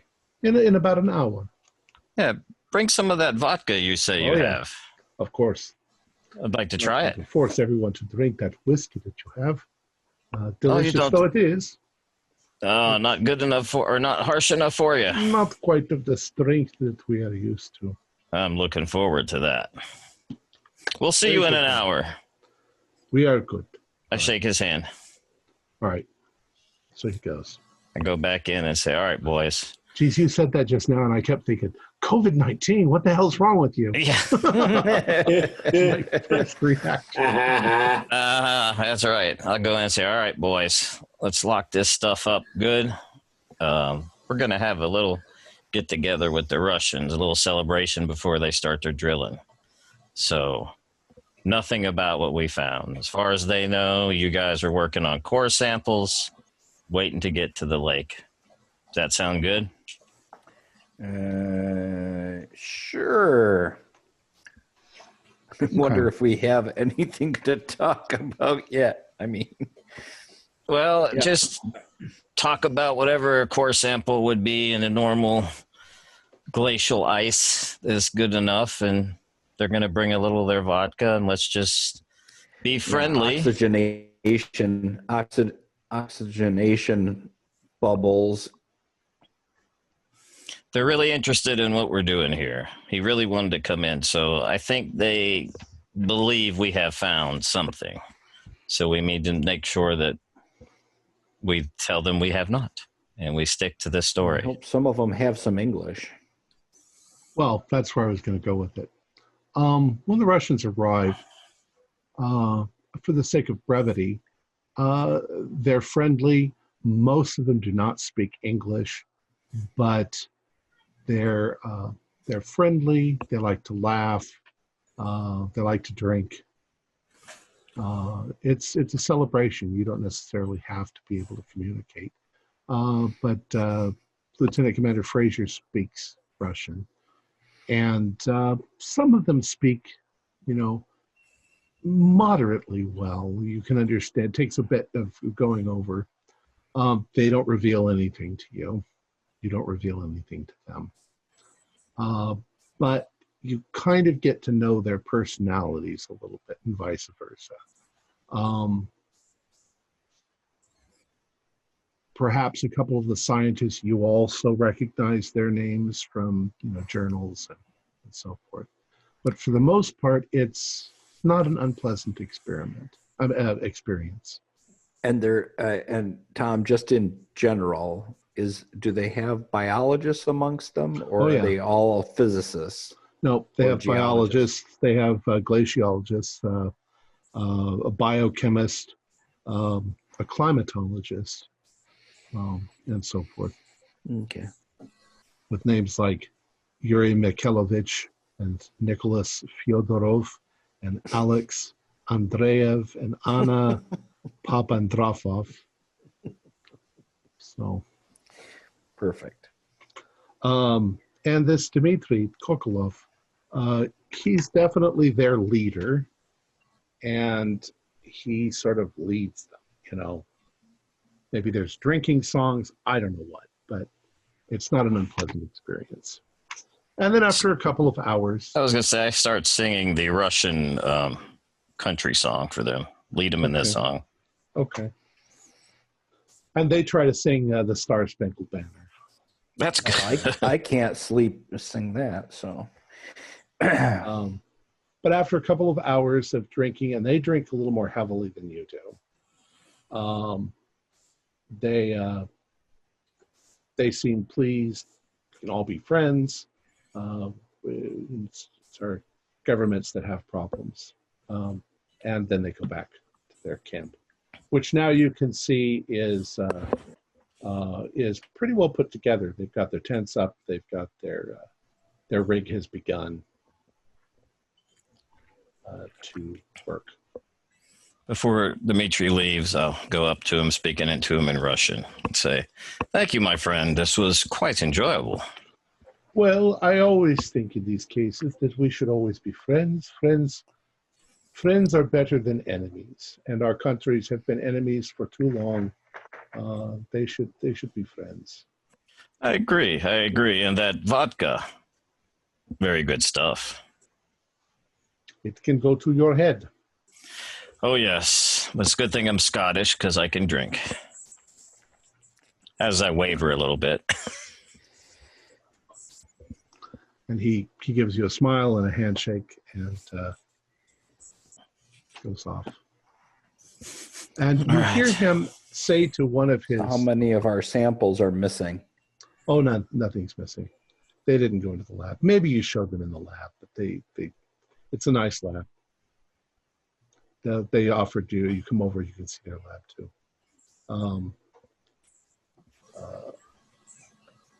I forgot what I was going to say.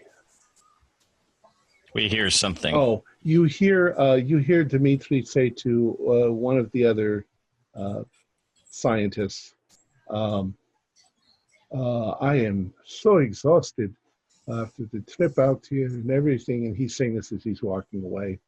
I'm so exhausted from this trip.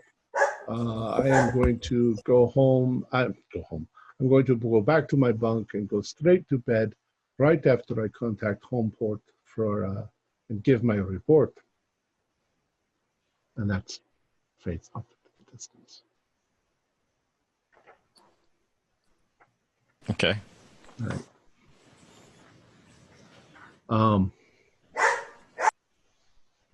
It's we'll say that it's going on, it's past noon at this point.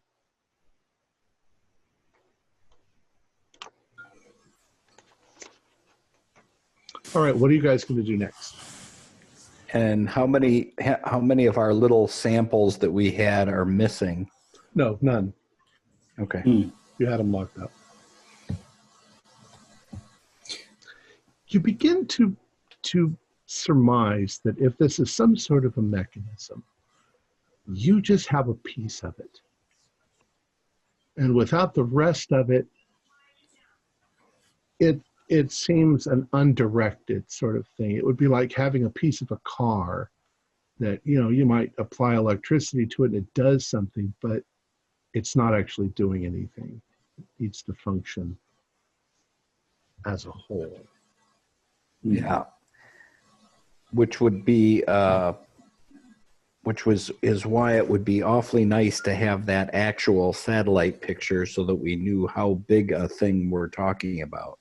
Because obviously the Russians have seen whatever this picture is and knows how big it is, or at least a shape. Well, give me just a bit. I'll see if I can find out.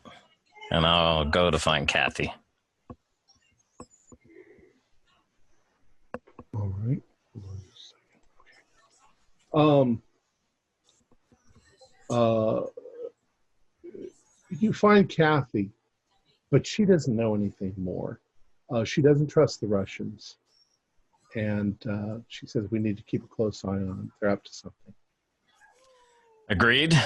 And that I have been doing, but it would be nice to see that satellite image. Apparently they have it. That's why they're here. That's not surprising either. She says, I don't know anything. I'm not surprised that the Russians have managed to get the satellite image. I'll see what I can do, but I'm having a lot of difficulty with the internet. It keeps dropping. Yeah, I've had the same problem with my satellite connection. We're up here in the middle of, we're at the bottom of the whole world. Is this a usual thing for you, internet problems? Problems with interference? Not quite this bad. some sort of an electrical interference. Interesting. I'll see It what I can started when find the out. Russians got here. All right. Well, try to get on that right away, please. We really need to know. All right. I'll go brief my guys. I'm guessing it's at least 600 feet or however far away the Russian camp is. Possible for them to jam us to some extent, somehow. You said they had another base set up, 50 miles away? Correct. I've taken them with you guys. I'll say they could jam us, but they would jam everything, and we would know. This kind of interference isn't jamming interference that I'm aware of. And it's not jamming your ability to do your job. It's just your ability to. It's not even jamming. It's just making it difficult to get information on the internet and contact. I just had a weird thought. What if whatever we're working on is actually causing that? That's what I was going to suggest. Let's try an experiment here close to this substance and see if we get more interference the closer we are to it. Okay. And or radio. Your conclusions are inconclusive. You think maybe, but there's just no way to measure the difference between. It's not like it gets dramatically worse or better. It could be exactly the same. It could be your imagination that makes it seem that way, but you don't find any conclusive evidence that the objects are causing any interference. You do some more experiments on them. You try. Here's something interesting. You have a number of what equal fish tanks. If you were to find something alive down in the lake that you could transplant, bring it back, study it. So you have fish tanks. You decide to do an experiment where you animate a small piece of this stuff, maybe about the size of a finger, and you then keep it in the fish tank. And as long as you don't re-stimulate it, it continues to sort of wiggle around. It moves around the tank, not like it's necessarily looking for something or drawn to the light or anything. It's just sort of randomly moving. So if we tap on the glass, it does nothing? Doesn't react? All right. It seems to be just randomly sort of moving around. Or you haven't figured out what it is yet.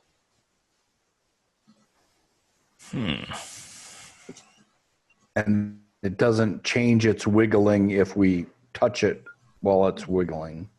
No. Use a probe to. What happens if we hit it while it's wiggling? Does it harden? It hardens. It hardens. Stops moving. Yeah. Does it soften eventually though and start moving again? No. Oh well. Actually, I'm going to take that back. If you hit it while it's moving, you basically it would be like as if you were hitting an animal with a hammer.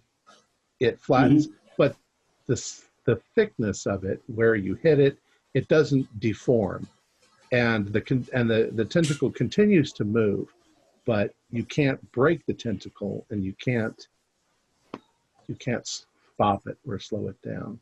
Okay. But if you do the electricity to it, it immediately stops. And it's only at a higher voltage that it will animate. Right. Rather it seems than almost as if it has to be a voltage that ramps up, or it's increases. It's a changing current that causes it to animate. Perhaps changes in current is how it's animated in the first place. And if we just use a higher current, it goes liquid. No, it doesn't. It animates more. But if you suddenly shock it with electricity, it either freezes in place or it liquefies. Speaking to the other guys, I'll say, what if we even hit it with more electricity? Will that make it do something different than just flop around like a worm? Like plug wire into the socket and stick it with the bare ends. Strip the insulation off and stick it with the bare ends. You mean? Yeah, you have a means like with a rheostat or something like that. What ends up happening is it wiggles faster and more. And it does move in a direction. So if the tentacle is like this, here's the tip, it's always moving in this direction because of the scales on it. It's slick in this direction and it doesn't want to go back this way. So it seems to be made to move forward. Does that make sense? It's rough in the other direction, so it's not likely to go backwards. It can't seem to go backwards. All right, gentlemen, I'm not a geologist or anything or work with algae, but what if we filled something with some of this ice maybe? Or I don't know if we can find any sand or anything around here that might be kept on this area we're at, and put it on top of that and see if it moves along the top or if it dives down in. When he said it's moving, is it in a straight line or can it make turns? I don't know how to describe it. It's just a piece that's wiggling. But because there is a direction to its surface, it tends to move in that direction. Obviously, if it flops a certain way, it might roll over and move randomly. It just so it's not in any certain direction. It's not trying to do anything in particular. If you try to put the moving object in, let's say, like you said, on ice, it's just flopping around on it as if it were in the tray. Okay. However, do an idea roll.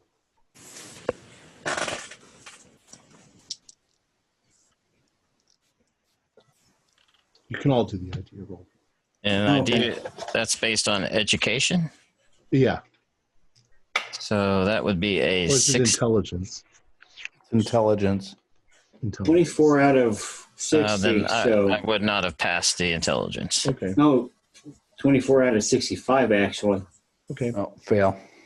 Well, the scientists who passed, it suddenly occurs to you that given the properties and the ice sort of experiment sort of did it to you, this thing could liquefy, flow into all of the cracks and crevices of something, re-solidify, and then tear the thing apart from the inside out once it became mobile. That it would be, you could use it for mining, you could use it for a dozen applications. That would be amazing. Really? We're looking at a fortune if we could figure it, with enough time and enough of the stuff, but I'm not sure about getting enough of the stuff and getting it faster than the Russians. Well, if what you're saying is what it does, I'm sure we would like to get as much of it as we can. And we may be able to get some help to do that. All of a sudden, as you guys are there, you hear a noise, not unlike you heard before, a sort of a high-pitched whining noise, except this time you can feel the ground under your feet beginning to vibrate. The drill. Yep. I'm booking it to the drill. All right. Now, from where you are, you can go out the laboratory door, and the drill's straight ahead of you, about 100 feet, 150 feet. But as you are still in the lab, and as you are getting to the front end of the lab, there's this tremendous crashing noise. And you can see out the windows in the lab. You can see the rig rocks to the side a little bit. And everybody do dexterity rolls because everything begins rocking and shaking. Failed that. Oh, I passed Hard that. pass. I hard passed too. Right. I got 77 out of, wait, is that a 7?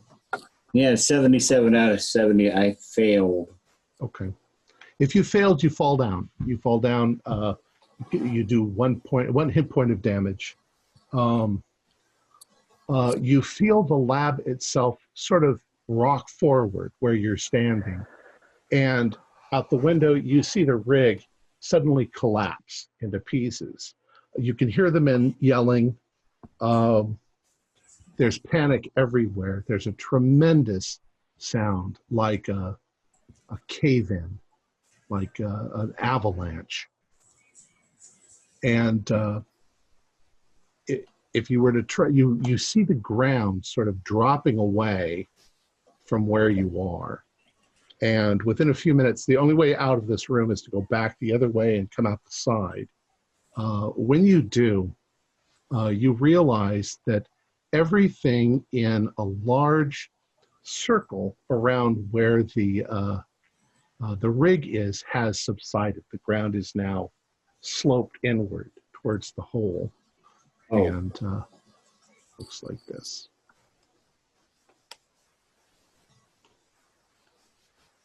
It drops down to the hole about 5-6 meters,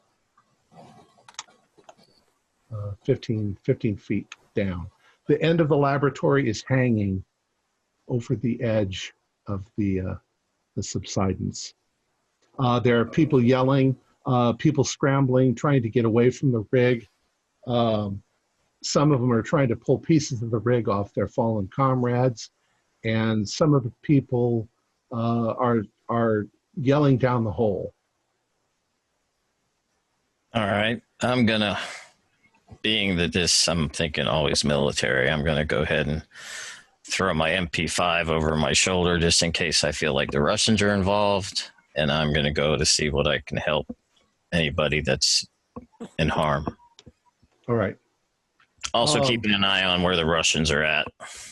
How about the rest of you? I pick myself off the floor and go outside to see what's what. All right, it's a disaster. One of the roughnecks comes running past, well, not really running past, but he's pulling himself up out of the dip. And he's saying, it was all of a sudden, the entire board just suddenly yanked itself loose and fell in. And a couple seconds later, everything around us started to crack. We must have broken into a void of some sort.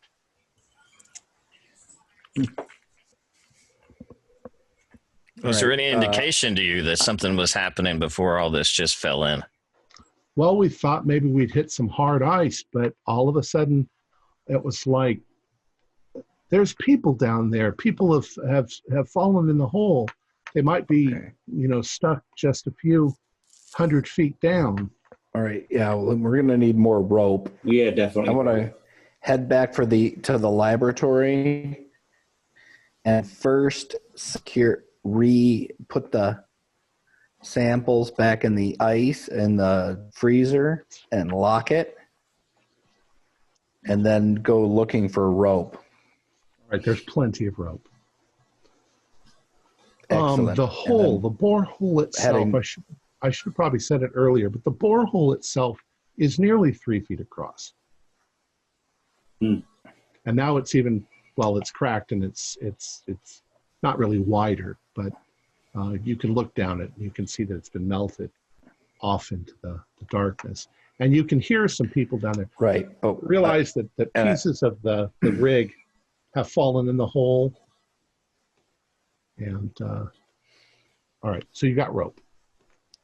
So with some of the rope, first secure a couple of lines like in the laboratory or the next building there, down into the pression so that people have an assist getting up out of the greater hole.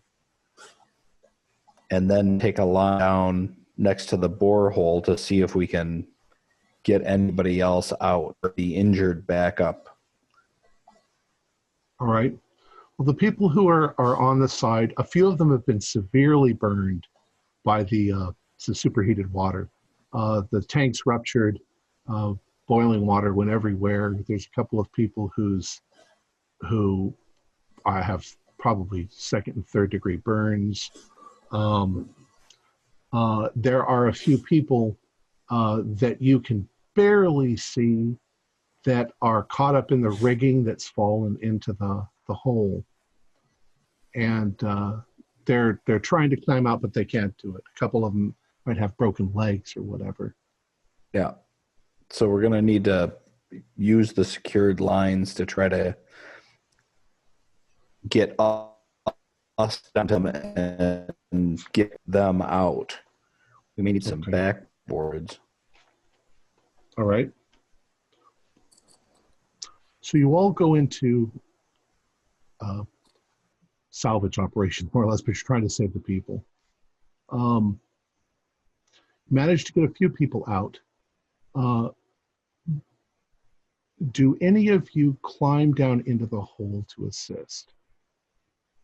Like into the borehole itself? Right. There are people down in the borehole. You can see. Well, I would send somebody to tell them to set up a perimeter to kind of ward off anybody trying to come in like the Russians. Well, within a few, maybe, probably only 5 or 6 minutes, some of the Russians start coming over because, of course, the ground shook. Right. Right. I'll climb down. All right. I'm not that big a guy. I could probably fit. All right. You climb down. You can climb down the rig in part almost 200 feet before you can see that it's not jammed there. It drops off. But do a spot hidden for me. Okay. And I did not succeed. 93. My spot hidden is not that. There comes a point where the bore is missing. And when you're looking down, you don't see any of the bores. So they've dropped off into something. Oh, no. I shout back up and tell them what I see. Well, they probably can't hear me over the wind, so I'll scramble back up. All right. And tell them. After an hour and a half, you guys have managed to save a couple. You know that a few people have fallen all the way in the hole. You don't know if they're alive or dead. Does anybody else go down into the hole? Okay, so, sorry. As I understand it, we're talking about a hole that is straight down about 2,000 feet. Right. And everything fell through out the bottom of that. Right. I don't think we're going to have enough rope to make it down too far. You actually do. Oh. You have a couple of miles of rope. Oh. You also have a couple of harnesses. Huh. A couple of what? Harnesses. Yeah, I would go down. Yep. Yeah. All right. Well, for all of us. But that's going to be a bigger effort that we need to take some supplies, and it's going to be going down. We're not going to go down just with a harness and a crowbar and, And also, how big around is this? You said it was something like 3 feet? The hole itself, yeah. How much room would be at the bottom, though? That's what I'm saying. I mean, yeah, only one I don't person know is if going to all go of us will down. fit. No, It's going to be 3 feet. straight down. Down. Yeah. I'll But the go harness, down, gentlemen. harness can be rigged so that you could have multiple people. Ah, Let me just make a call, and I'll pull out my sat phone and try and call my base. All you get is static. Damn. All right. Let me get word to Kathy. I'll send one of the rig hands to tell her to take care of the security of the area that we're going down. All right, she does. And I Set up offered to lead the way. All right. Set up a winch or whatever. It takes a few. It takes a half an hour or so to rig this whole thing up. They have a winch, which they've secured. They've got a cable, a rope, and they've got harnesses so they can hook you all onto it. And they're going to lower you down. They figure it's going to take at least an hour for you to get that far down. Yeah. Okay. But they've got plenty of rope. I'm going to grab my helmet with the night vision knobs on it so I have something to cover my head. Right. Yeah, you'll need some sort of a light. mm-hmm. You probably have things on here, and you probably have here as well. All right. So you start down, and it's very tedious as you begin to go down. You're a little unnerved, but the walls of the tunnel are pretty smooth, because they've been melted with the hot water. When you get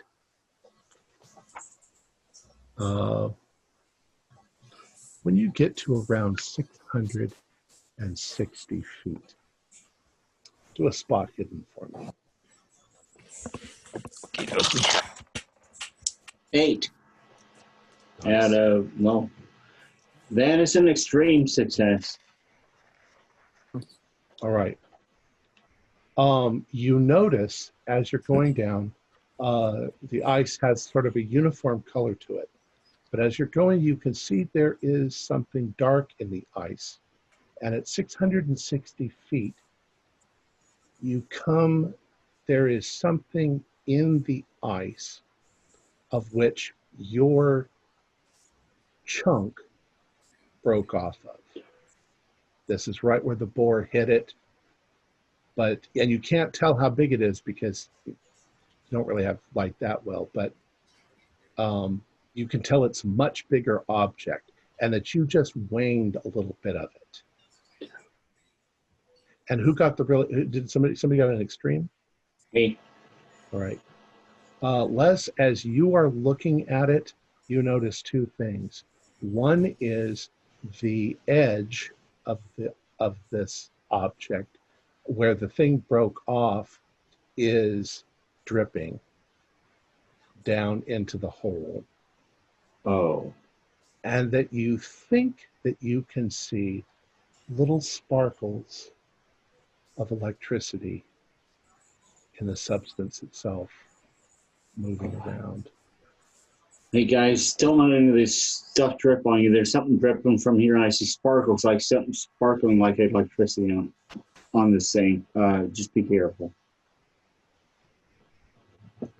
All right. Is it a solid substance? Like the stuff that we had is not hollowed out or anything? Correct. It's a solid substance, except that where it's exposed to the hole, it's starting to melt like the other thing did. All right. When you reach, you had actually gotten to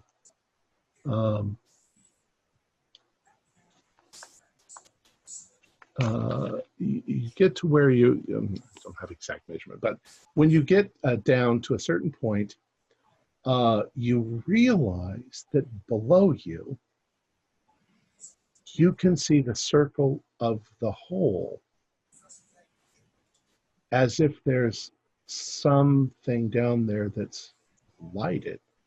Maybe a light from the rig has somehow miraculously continued to function, but you definitely can see it. When you get to the hole, what you realize is that you are coming out into a chamber that is perhaps 1,000 feet wide and almost, maybe twice as long, going off into the distance. It's football shaped, and you are towards one end of the football is where you've broken in. You can see below you pieces of the rig, pieces of the bore. You can see chunks of ice and so forth that have fallen from the ceiling is a little bit fractured. And you think you can see a couple of bodies, but the whole room is glowing kind of a medium dark blue. It couldn't be light from up above penetrating this deep. There also seems to be a kind of a mist that's hanging in the air that make it hard to see any details about what's on the ground going off. This is also very regular shaped. It's not like you're in a cave. It's like you're in a gigantic alien ship. I was going to ask what the walls were like, if they were ice or if they were that substance we found. They actually don't look like either. They look like there's some sort of compacted stone, but they don't look like they've been made, not like with bricks, but more like they've been liquefied and melted into place. It's like the whole place is made out of reconstituted liquid rock.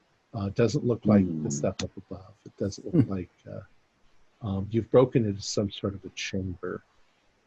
And there's definitely stuff over there in the chamber, but you can't see it clearly through the mist.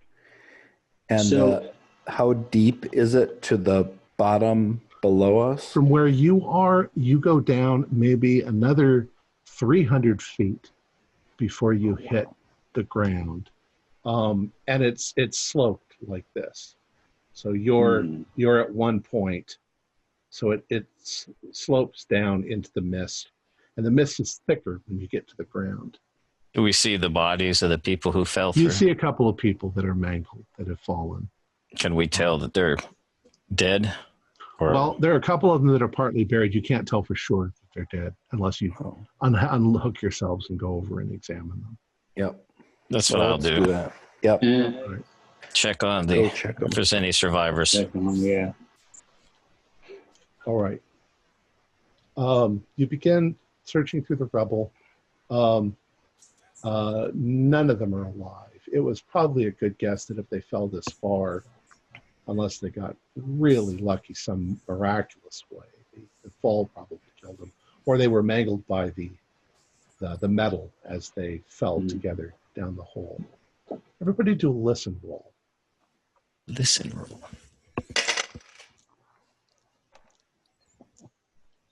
Ooh, I got an I extreme. don't hear a thing, evidently. Let's see. I got You got a 57 and my listen is only 30, so no. Not for me either. 740. So anybody pass? I failed. Yes. Hard success. All right. Dr. Tanner and Bill Harvey, as you're standing there, you suddenly hear a noise off in the distance from farther into the thing. It sounds like, well, are you familiar with, it's like a kid's toy. It's a tube. Kid does this. Oh, yeah. Does, ooh, ooh, ooh, ooh. Yep. Yeah. Yeah, you hear something like that off in the distance.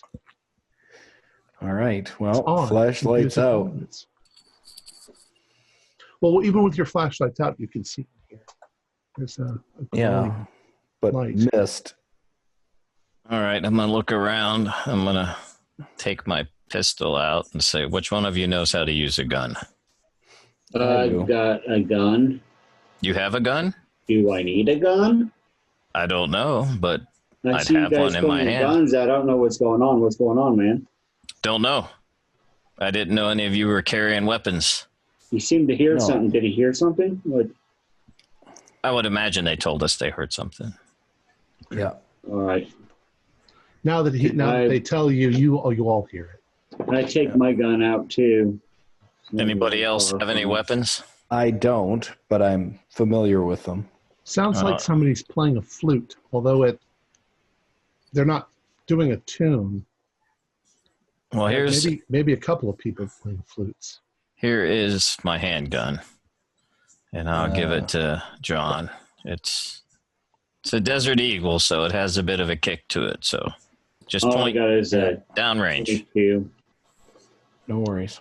Whatever it is seems to be getting closer, but you only hear it from one direction. Bill, you have anything? Bill?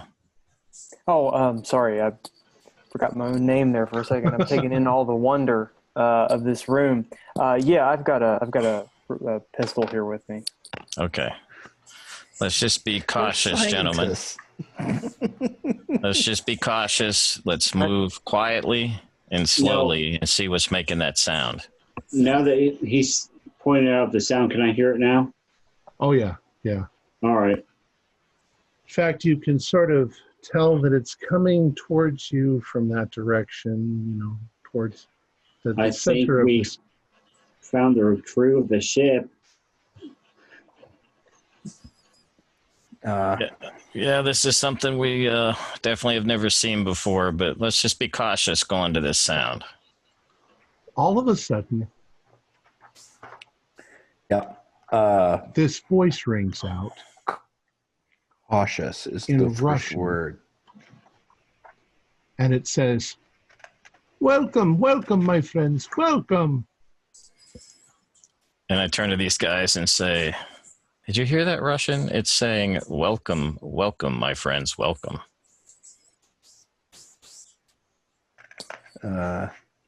What's the voice like?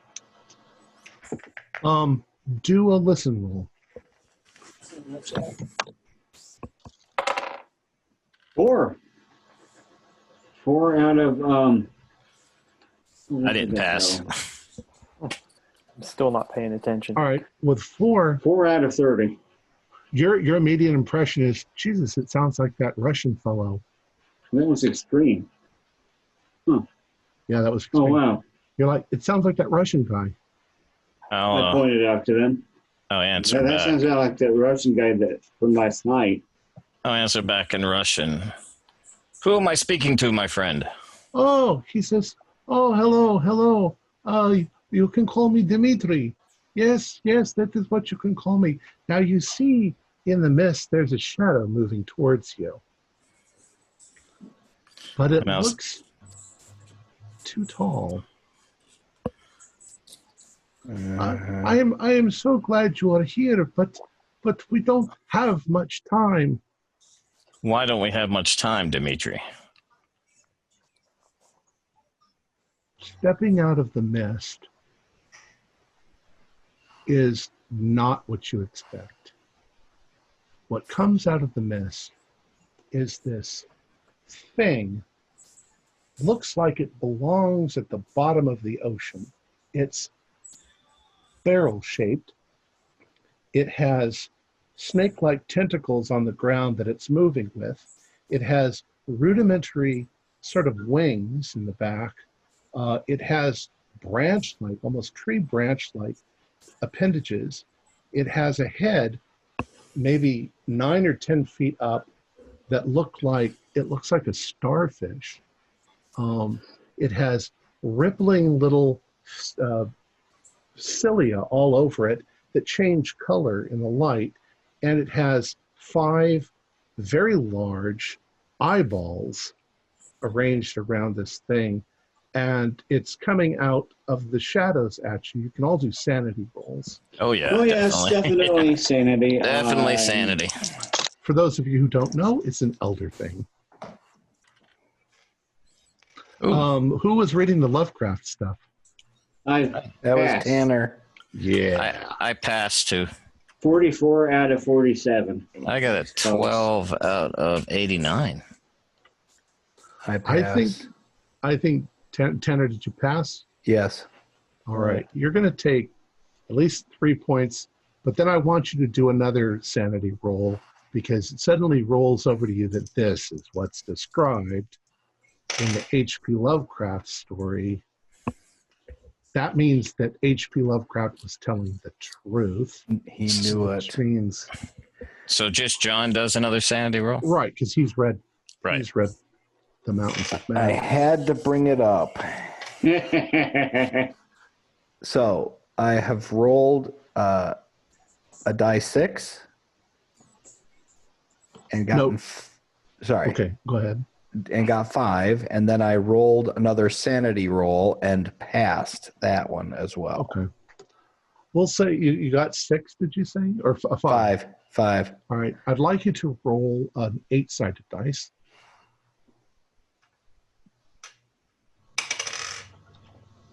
And I got 4. All right. What happens is you begin backing away. You throw your hands over your face. You fall down backwards into the snow. Maybe you're against something. And everything since the Russian party seems to have faded from your memory. You remember drinking a lot. You've been drinking a lot, and you shouldn't be drinking. It's not good for you. And you sort of open your eyes and look around, and you don't have a clue where the hell you are. You've got amnesia. Temporary. Yep. That doesn't mean you forget how to do anything. It's just you don't know where the fuck you are. You've blacked out. Yep. Were we all supposed to roll D6 if we passed? No, he failed. Okay, he failed. I got you. If you passed, you how just much take if 3 we points. passed? Okay, You passed just 3 did that. points. 3 points. All right. So I'd like to look at this creature and say, in Russian, so why do you call yourself Dmitri? You sound like someone I know. Dmitri, yes, I've been listening on to your communications. It's very interesting to hear. Now, have any of the others said anything? Hello, friend. When you do that, you notice now that he's wearing some sort of an apparatus around his neck, and there's a thing in front. And when he stops in his tracks when you say that, and he adjusts some knobs. And for a moment, Chinese, Indian, Swahili comes out of his mouth, and then English. And he's like, oh, welcome, welcome. But he still has the Russian accent. And he says, you have punched a hole in my prison. I have been here for, 400 centuries, maybe. Why were you in prison? It is my duty. I am the caretaker. And he says, come, we have a task at hand. You've activated the bomb. Is that thing up above us that we ran into? No. He says, I don't know what you're speaking of, but this is the great bomb. And he takes you forward into the mist, and you see this gigantic sort of apparatus hanging from the center of the gigantic room. And he says, you see, we have activated it when you breached the room. But so you've all sort of moved in with him. You've probably grabbed Tanner. Yeah, we grabbed Tanner. He says, but we still have a little time. He says, oh, will you take me back up the hole? I have not seen the sun in 400,000 years. How are we going to stop this bomb? Oh, that's not so hard. Since you see, the bomb was created as a kind of a doomsday weapon Nice. to stop the intruders from destroying us. And he says a word, but it doesn't make any sense to you. He says, you see, we came 1,000,000 years to your world, and we had a great civilization, but then others came, and they tried to invade, and we fought them off. And they were getting close to extinguishing us or destroying our city. This bomb was created as a last-ditch effort so that we could destroy them all. Of course, it would destroy the entire continent, but they wouldn't have it. You know the old thing. If we can't have it, then they can't. They can't have. Unfortunately, yes, we're aware. He keeps using little phrases that are definitely Dimitri, like he's been listening to him talk on the satellite phone, whatever. Mm-hmm. He says, So- here is the machine, and here are the controls here. All right. So can you deactivate that bomb? Well, I cannot do it all by myself, but I can show you how to do it. You see, these are the controls here. I would like you all to do a spot hidden. All right. I've been bad at spot hidden. Let's see what we get. Oh, I got a 13 out of 16. That's Hell. one over on that screen. I think I got this one. I just got a regular pass. I got, let me find it. Here it is. So I got 18 out of 30. All right. Those of you who passed, a second ago, you heard almost the sound that sounded like running water. And for a moment, it sort of echoed around the room. But Dimitri is telling you, what we have to do to work this machine is. And then, as you're looking at Dimitri, there's a shadow behind him. And suddenly, a huge blue-black tentacle reaches out of the shadows, wraps itself around Dimitri. Another one comes and rips his head off. Holy Oh, yeah. crap. I You realize screamed that what it is it's that thing. that we were messing with. Right. Oh, gosh. Except that it's the big one, the one that is Yeah. up in the... Sanity rolls. I'd say that's definitely Yeah, a sanity roll. I mean, Dimitri was 10 feet tall after all, and something to rip his head off. Oh, that's a big fail on my part. I passed. Oh, yeah, 77. I'm at 44. 28. Fail. All right. If you I failed. failed, 1d6. Oh, gosh. If you pass, 1d4. 1d4. Oh, no. I rolled a 6. I rolled a 4.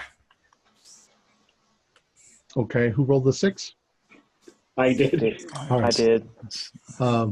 If you rolled 5 or higher, roll a 1d8. Okay. 1. All right, you faint. You just Oh. drop Wait, it. wait, wait. Yeah, that's good enough. I'm checking out. And I got a 5 on my roll of die 8. All right, you got a 5. Roll a 4.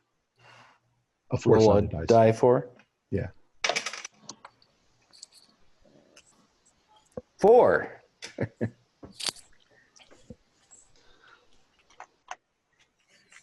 What you are sure of is what's coming out of the shadows is a gigantic octopus. You can see its eyes rolling and it's looking at you, and you're hallucinating. Okay. But your I'm- hallucination is based on what you actually are seeing. which is this gigantic thing. Happily, I have a gun in my hand. Lumbering. So I'm going to start shooting at the eye. Okay, who said that? I'm sorry. Sorry, John. Dr. John. Okay, well, he's hallucinating. You don't see any eyes. No, but I'm going to start shooting at something. Well, you can shoot at the thing, yeah. Yeah.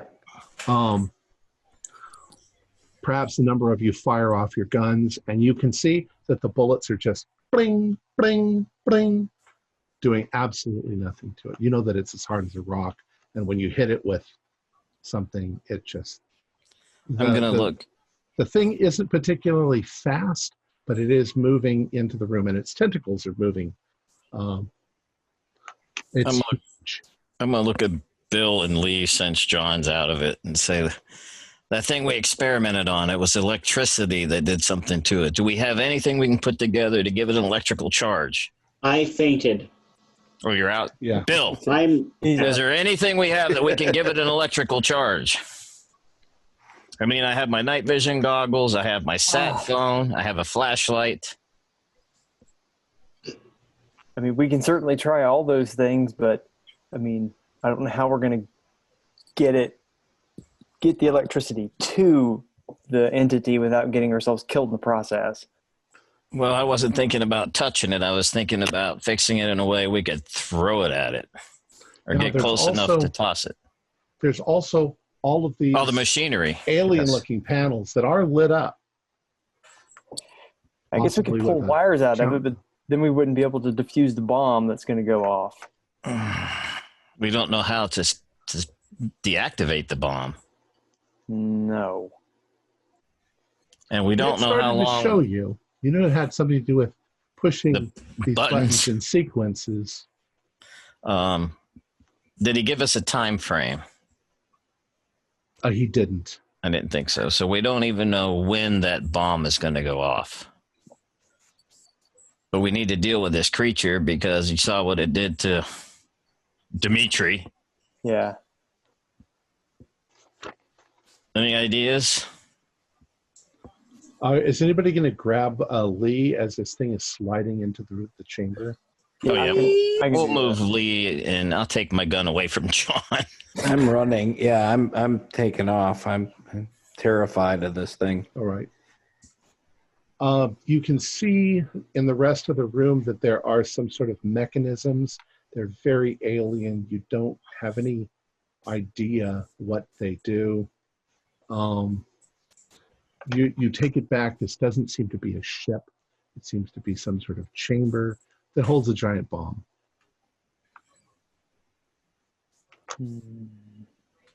All right. So this alien machinery has nothing to do with the panels, correct? Well, maybe it does. Maybe it does, but I mean, it's not connected to the panels. It seems to be connected in an organic sort of manner. Like this technology looks very organic. You could almost imagine that it was grown. And is the tentacle thing behind it? It has not come to that point yet? You are between it and the machine.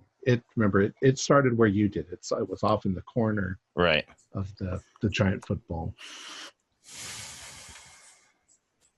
Do I recognize any symbols on the buttons that look like the symbols that we saw in the electron microscope, the picture I No. have? In fact, all of the symbols on here seem to be composed of series of dots, like 5 dots arranged in different, which, without an idea, we'll just say that you think about this, that this sort of branch-like structure that was on Dimitri could have been like hands that he would have used and put in the little holes on it's like, how they would type. I don't know how they would type, but you know what I mean. Right. It's definitely some sort of an alien language. Reminds you of cuneiform, except that it would be just made out of dots.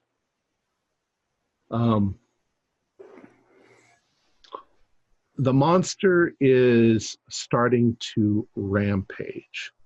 Oh, boy. And In another 2 rounds, it will be where you are and start smashing into the machine, I guess.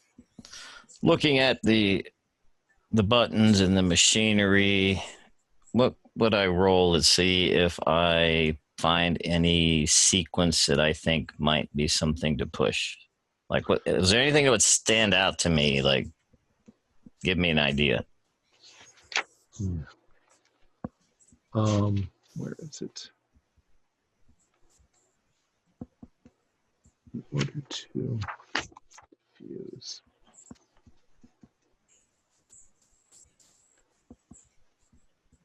Oh, I'm looking for one thing.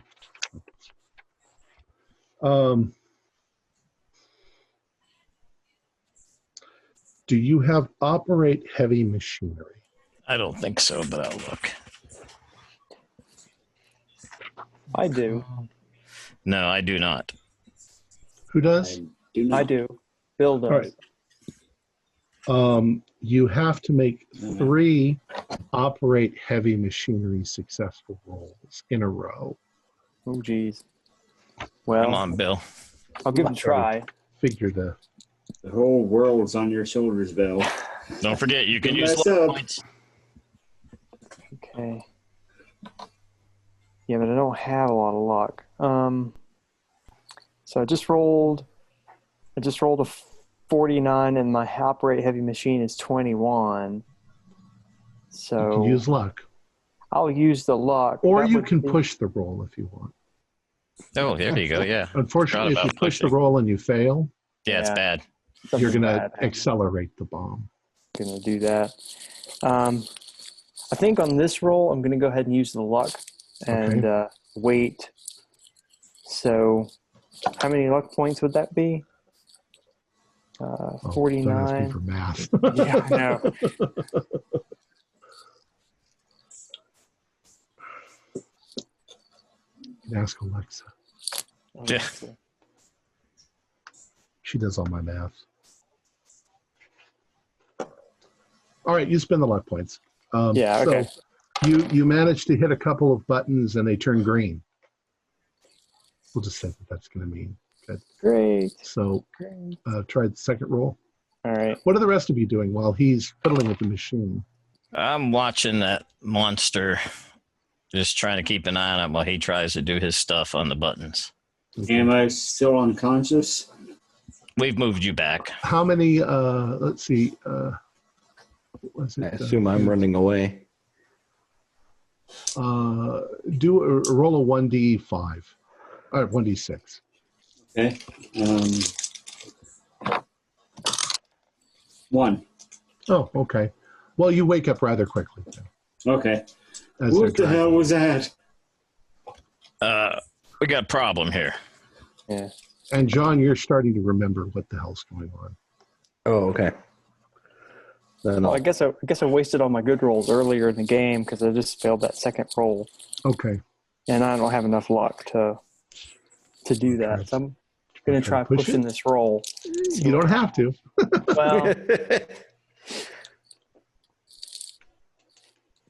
what do I do, guys? Do I try it again or stop? We do not Lee. push. Lee, can you know anything about machinery? I know nothing. All Yeah, right. and I can't help either. Well, to not screw anything else up, I'm just going to leave it alone and just stop right there. Okay. That's what I'm going to do. The creature lurches forward. It's going to swipe at all of you. Why don't y'all do dodge rolls? Oh, kryptonite. Let me see. Where's my dodge? Oh, Woo! I got a 5. oh, it hit me. I got 88, and my dodge is only 45. Okay. I failed that roll. A dark blue tentacle whips past, hits you on the side, and flings you across the room. Do 1d8 damage. Oh, my. Anybody else fail? I did. Bill did. All right. 06. Also, Tentacle reaches out, grabs you, and flings you. You can do 1d8 damage. Those of you who passed, you jump out of the way as the tentacle comes. But now the whole mass of the thing is coming at you. It's the size of a bus. Yeah. Yeah, I think I've got a broken rib or something. I'm down to 4. Okay. You're lying there on the ground in agony. I'm hurt. Yeah, I'm really hurt. Yeah, I'm not going to be any use, you guys. I'm hurt. It's okay. Oh, yeah. The creature, as it's flailing about, one of its tentacles goes up and hits the side of this gigantic mechanism. Sparks fly. There's kind of a blue-green energy that shoots out. And for just a moment, the thing freezes in place.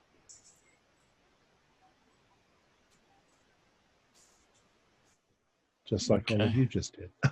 Yeah. Okay, it freezes in place. How long is it stay frozen while we're looking at it? Are you just going to stand there and look at it? You have an opportunity, or Yep. Hit a button. You can see that there are little ripples going all through it, like electricity, like it's reactivating itself. Mm-hmm. Yeah. All right, so You we guess hit that somewhere in the center is a control thing, because this thing is moving with intelligence. Start shooting, dude. I'm going to crawl as far away from it as I can. Well, I'm pretty far because of whip meat.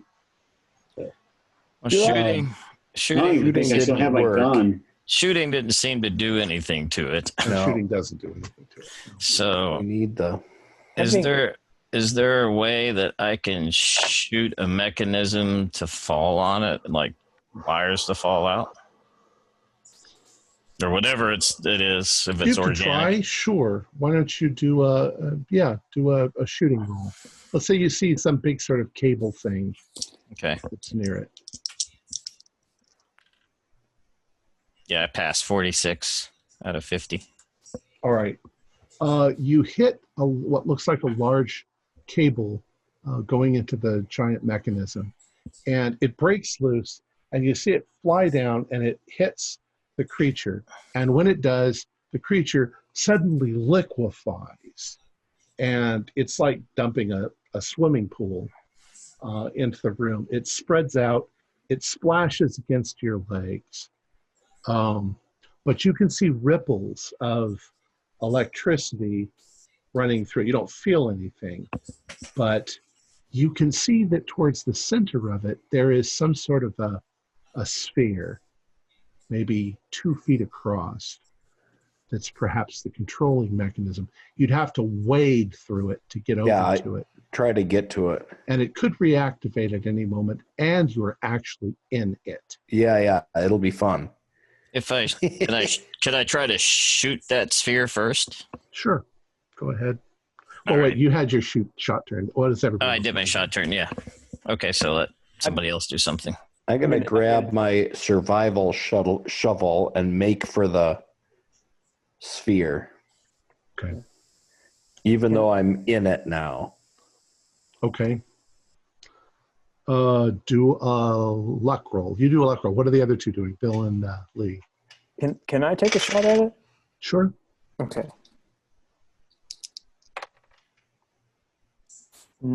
Fail the luck roll.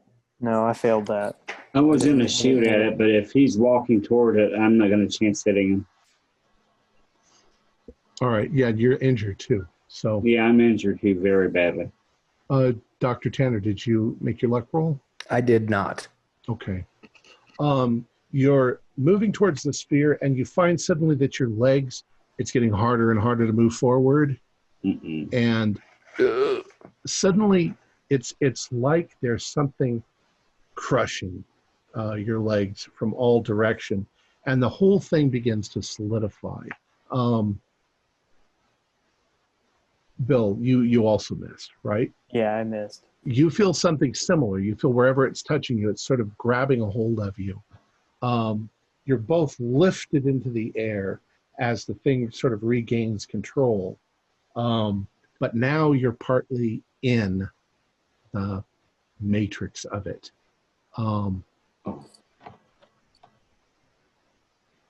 I think that there's probably no way for you to survive it because you're just going to be smashed up against the wall or against the large mechanism machine.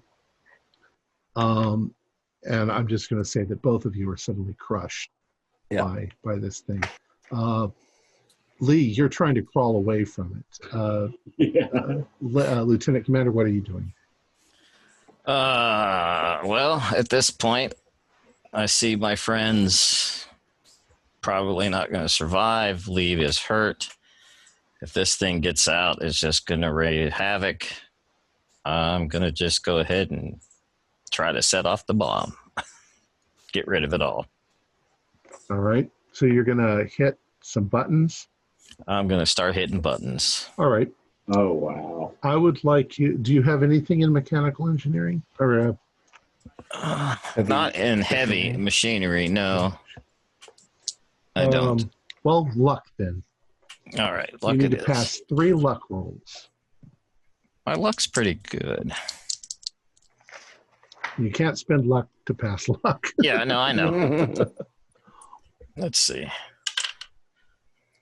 That would be a pass, an 18. Cool. The lights are turning green. And that would be a pass with 59. Whew, that's close. Okay. More lights turn on. The thing starts Come on. Get lucky. And a 41, I pass. Wow. The whole thing starts humming. There is a pulse of green light, and you can see ripples of light coming down it that are turning off as the whole thing is becoming inactive. Bill, what are you doing? I thought I got crushed up in the... Oh, you did. Sorry. Yeah. I'm dead. Lee, what are you doing at this point? Crawling for the rope? Yeah, crawling for the rope. Trying to... Help me up! Right. Pulling the rope. Start pulling you back up. Do one more luck roll for me, Lieutenant Commander. Yeah. Now I'm worried. Jimmy. 16. All right. The creature lurches forward, and just as it's about to sort of pounce on you, parts of it hit the machine, break into the machine, and there's a static electricity that suddenly freezes the thing in place. You can see Lee going for the harnesses to get the hell out. All right. I'm going to follow Lee. All right. You can see the harnesses are starting to go up just as you get to them, so you manage to get in the last one and you're being hauled up. You can see the creature begin to stir again, and this time it attacks the machine. And you see the machine begin to fall into pieces as you clear the tunnel and you're brought slowly up the thing. You wish that it was faster. You really wish that it was faster. But you managed to get out. And is there anything, well, I don't know what you could do at this point except evacuate. Well, my choice was going to be to evacuate, and if I can, call in for a tactical nuke strike on that area. Okay. I'm never coming back here again. Be a military, that's what I would do. None of the electronic devices like before, nothing works like that. But you manage, I imagine that you manage to evacuate. But I'll have you do one last spot hidden. Oh, I'm terrible at You can spot both hidden. do it. Okay. I don't see anything at all. I got a 99. Oh, wait, I think I passed this one. Hold on. I got a 7, so I know I passed. Okay. Just First one I passed all day. Is it a 9? Just as your snow cats are clearing the top of the hill and getting away, you see that blue-black thing coming out of the hole. And that's where we'll end the story. Oh, no! Oh. All right. Wow. Yeah, that was. So, Whew. Wow. explanation, at least a little bit of explanation. In the war between the Elder Things and the Migo, the Elder Things did exactly what Dimitri said. They built a doomsday device. Had the bomb gone off, it would have pretty much vaporized most of Antarctica. All of the water would have been released into the ocean. There would be tidal waves everywhere on the planet, global flooding. It would have been a worldwide disaster. It would have activated a super volcano on Antarctica. Created one, actually. The Migo were trying to conquer the Elder Things. And whereas the Elder Things were very biological creatures, they invented things biological, the Migo were more mechanical. So the Elder Things had created the Shoggoths. And so the Migo created the mechanical version of the Shoggoth, which is what that thing was. We never actually said it during the thing, but the Russians had found one of those as well, and were trying to weaponize it. They referred to it as Organism 46b, which we never got to that little piece of information, but that's what it was.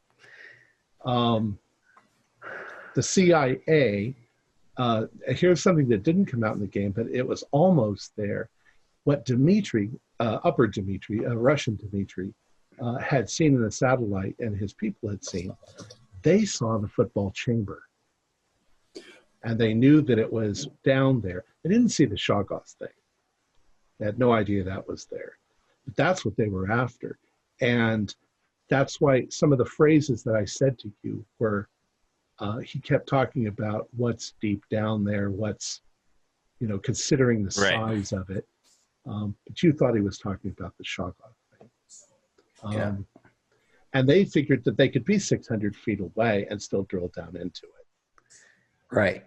They didn't know that it would crack like an egg, and they certainly didn't know there was a bomb or a poor, sweet, innocent, insane elder thing who'd been trapped there for 1 million years. I like that Dimitri, though. Yeah, I know. Yeah, he was. I was cool for a monster.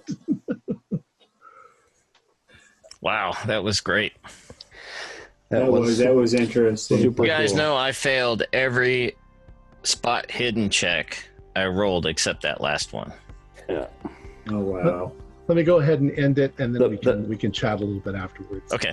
Our players included Mike Kyle, Robert Starr, John Hicks, and Julian Arbaugh, with yours truly as a keeper of the series. We're currently producing up to 4 shows a week with music and sound effects added in post-production in order to create a richer listener experience. We provide audio-only versions of our shows free for you to download from Podbean or iTunes. The costs involved with the show are provided almost entirely by our patrons. Without them, we wouldn't be able to do what we do. If you'd like to support our show, please visit our Patreon account. Just $1 or $2 a month helps us a lot. You can find a link in the description below. Like, share, and subscribe to our channel, and punch the bell icon for updates on our latest shows. And leave us some comments. We enjoy reading them and answering any questions you might have. This is Tom Rayleigh, together with all the members of our gaming club, inviting you to journey with us once again into the darkness for another adventure into the universe of H.P. Lovecraft and the Call of Cthulhu role-playing game. Until next time, good luck and good gaming.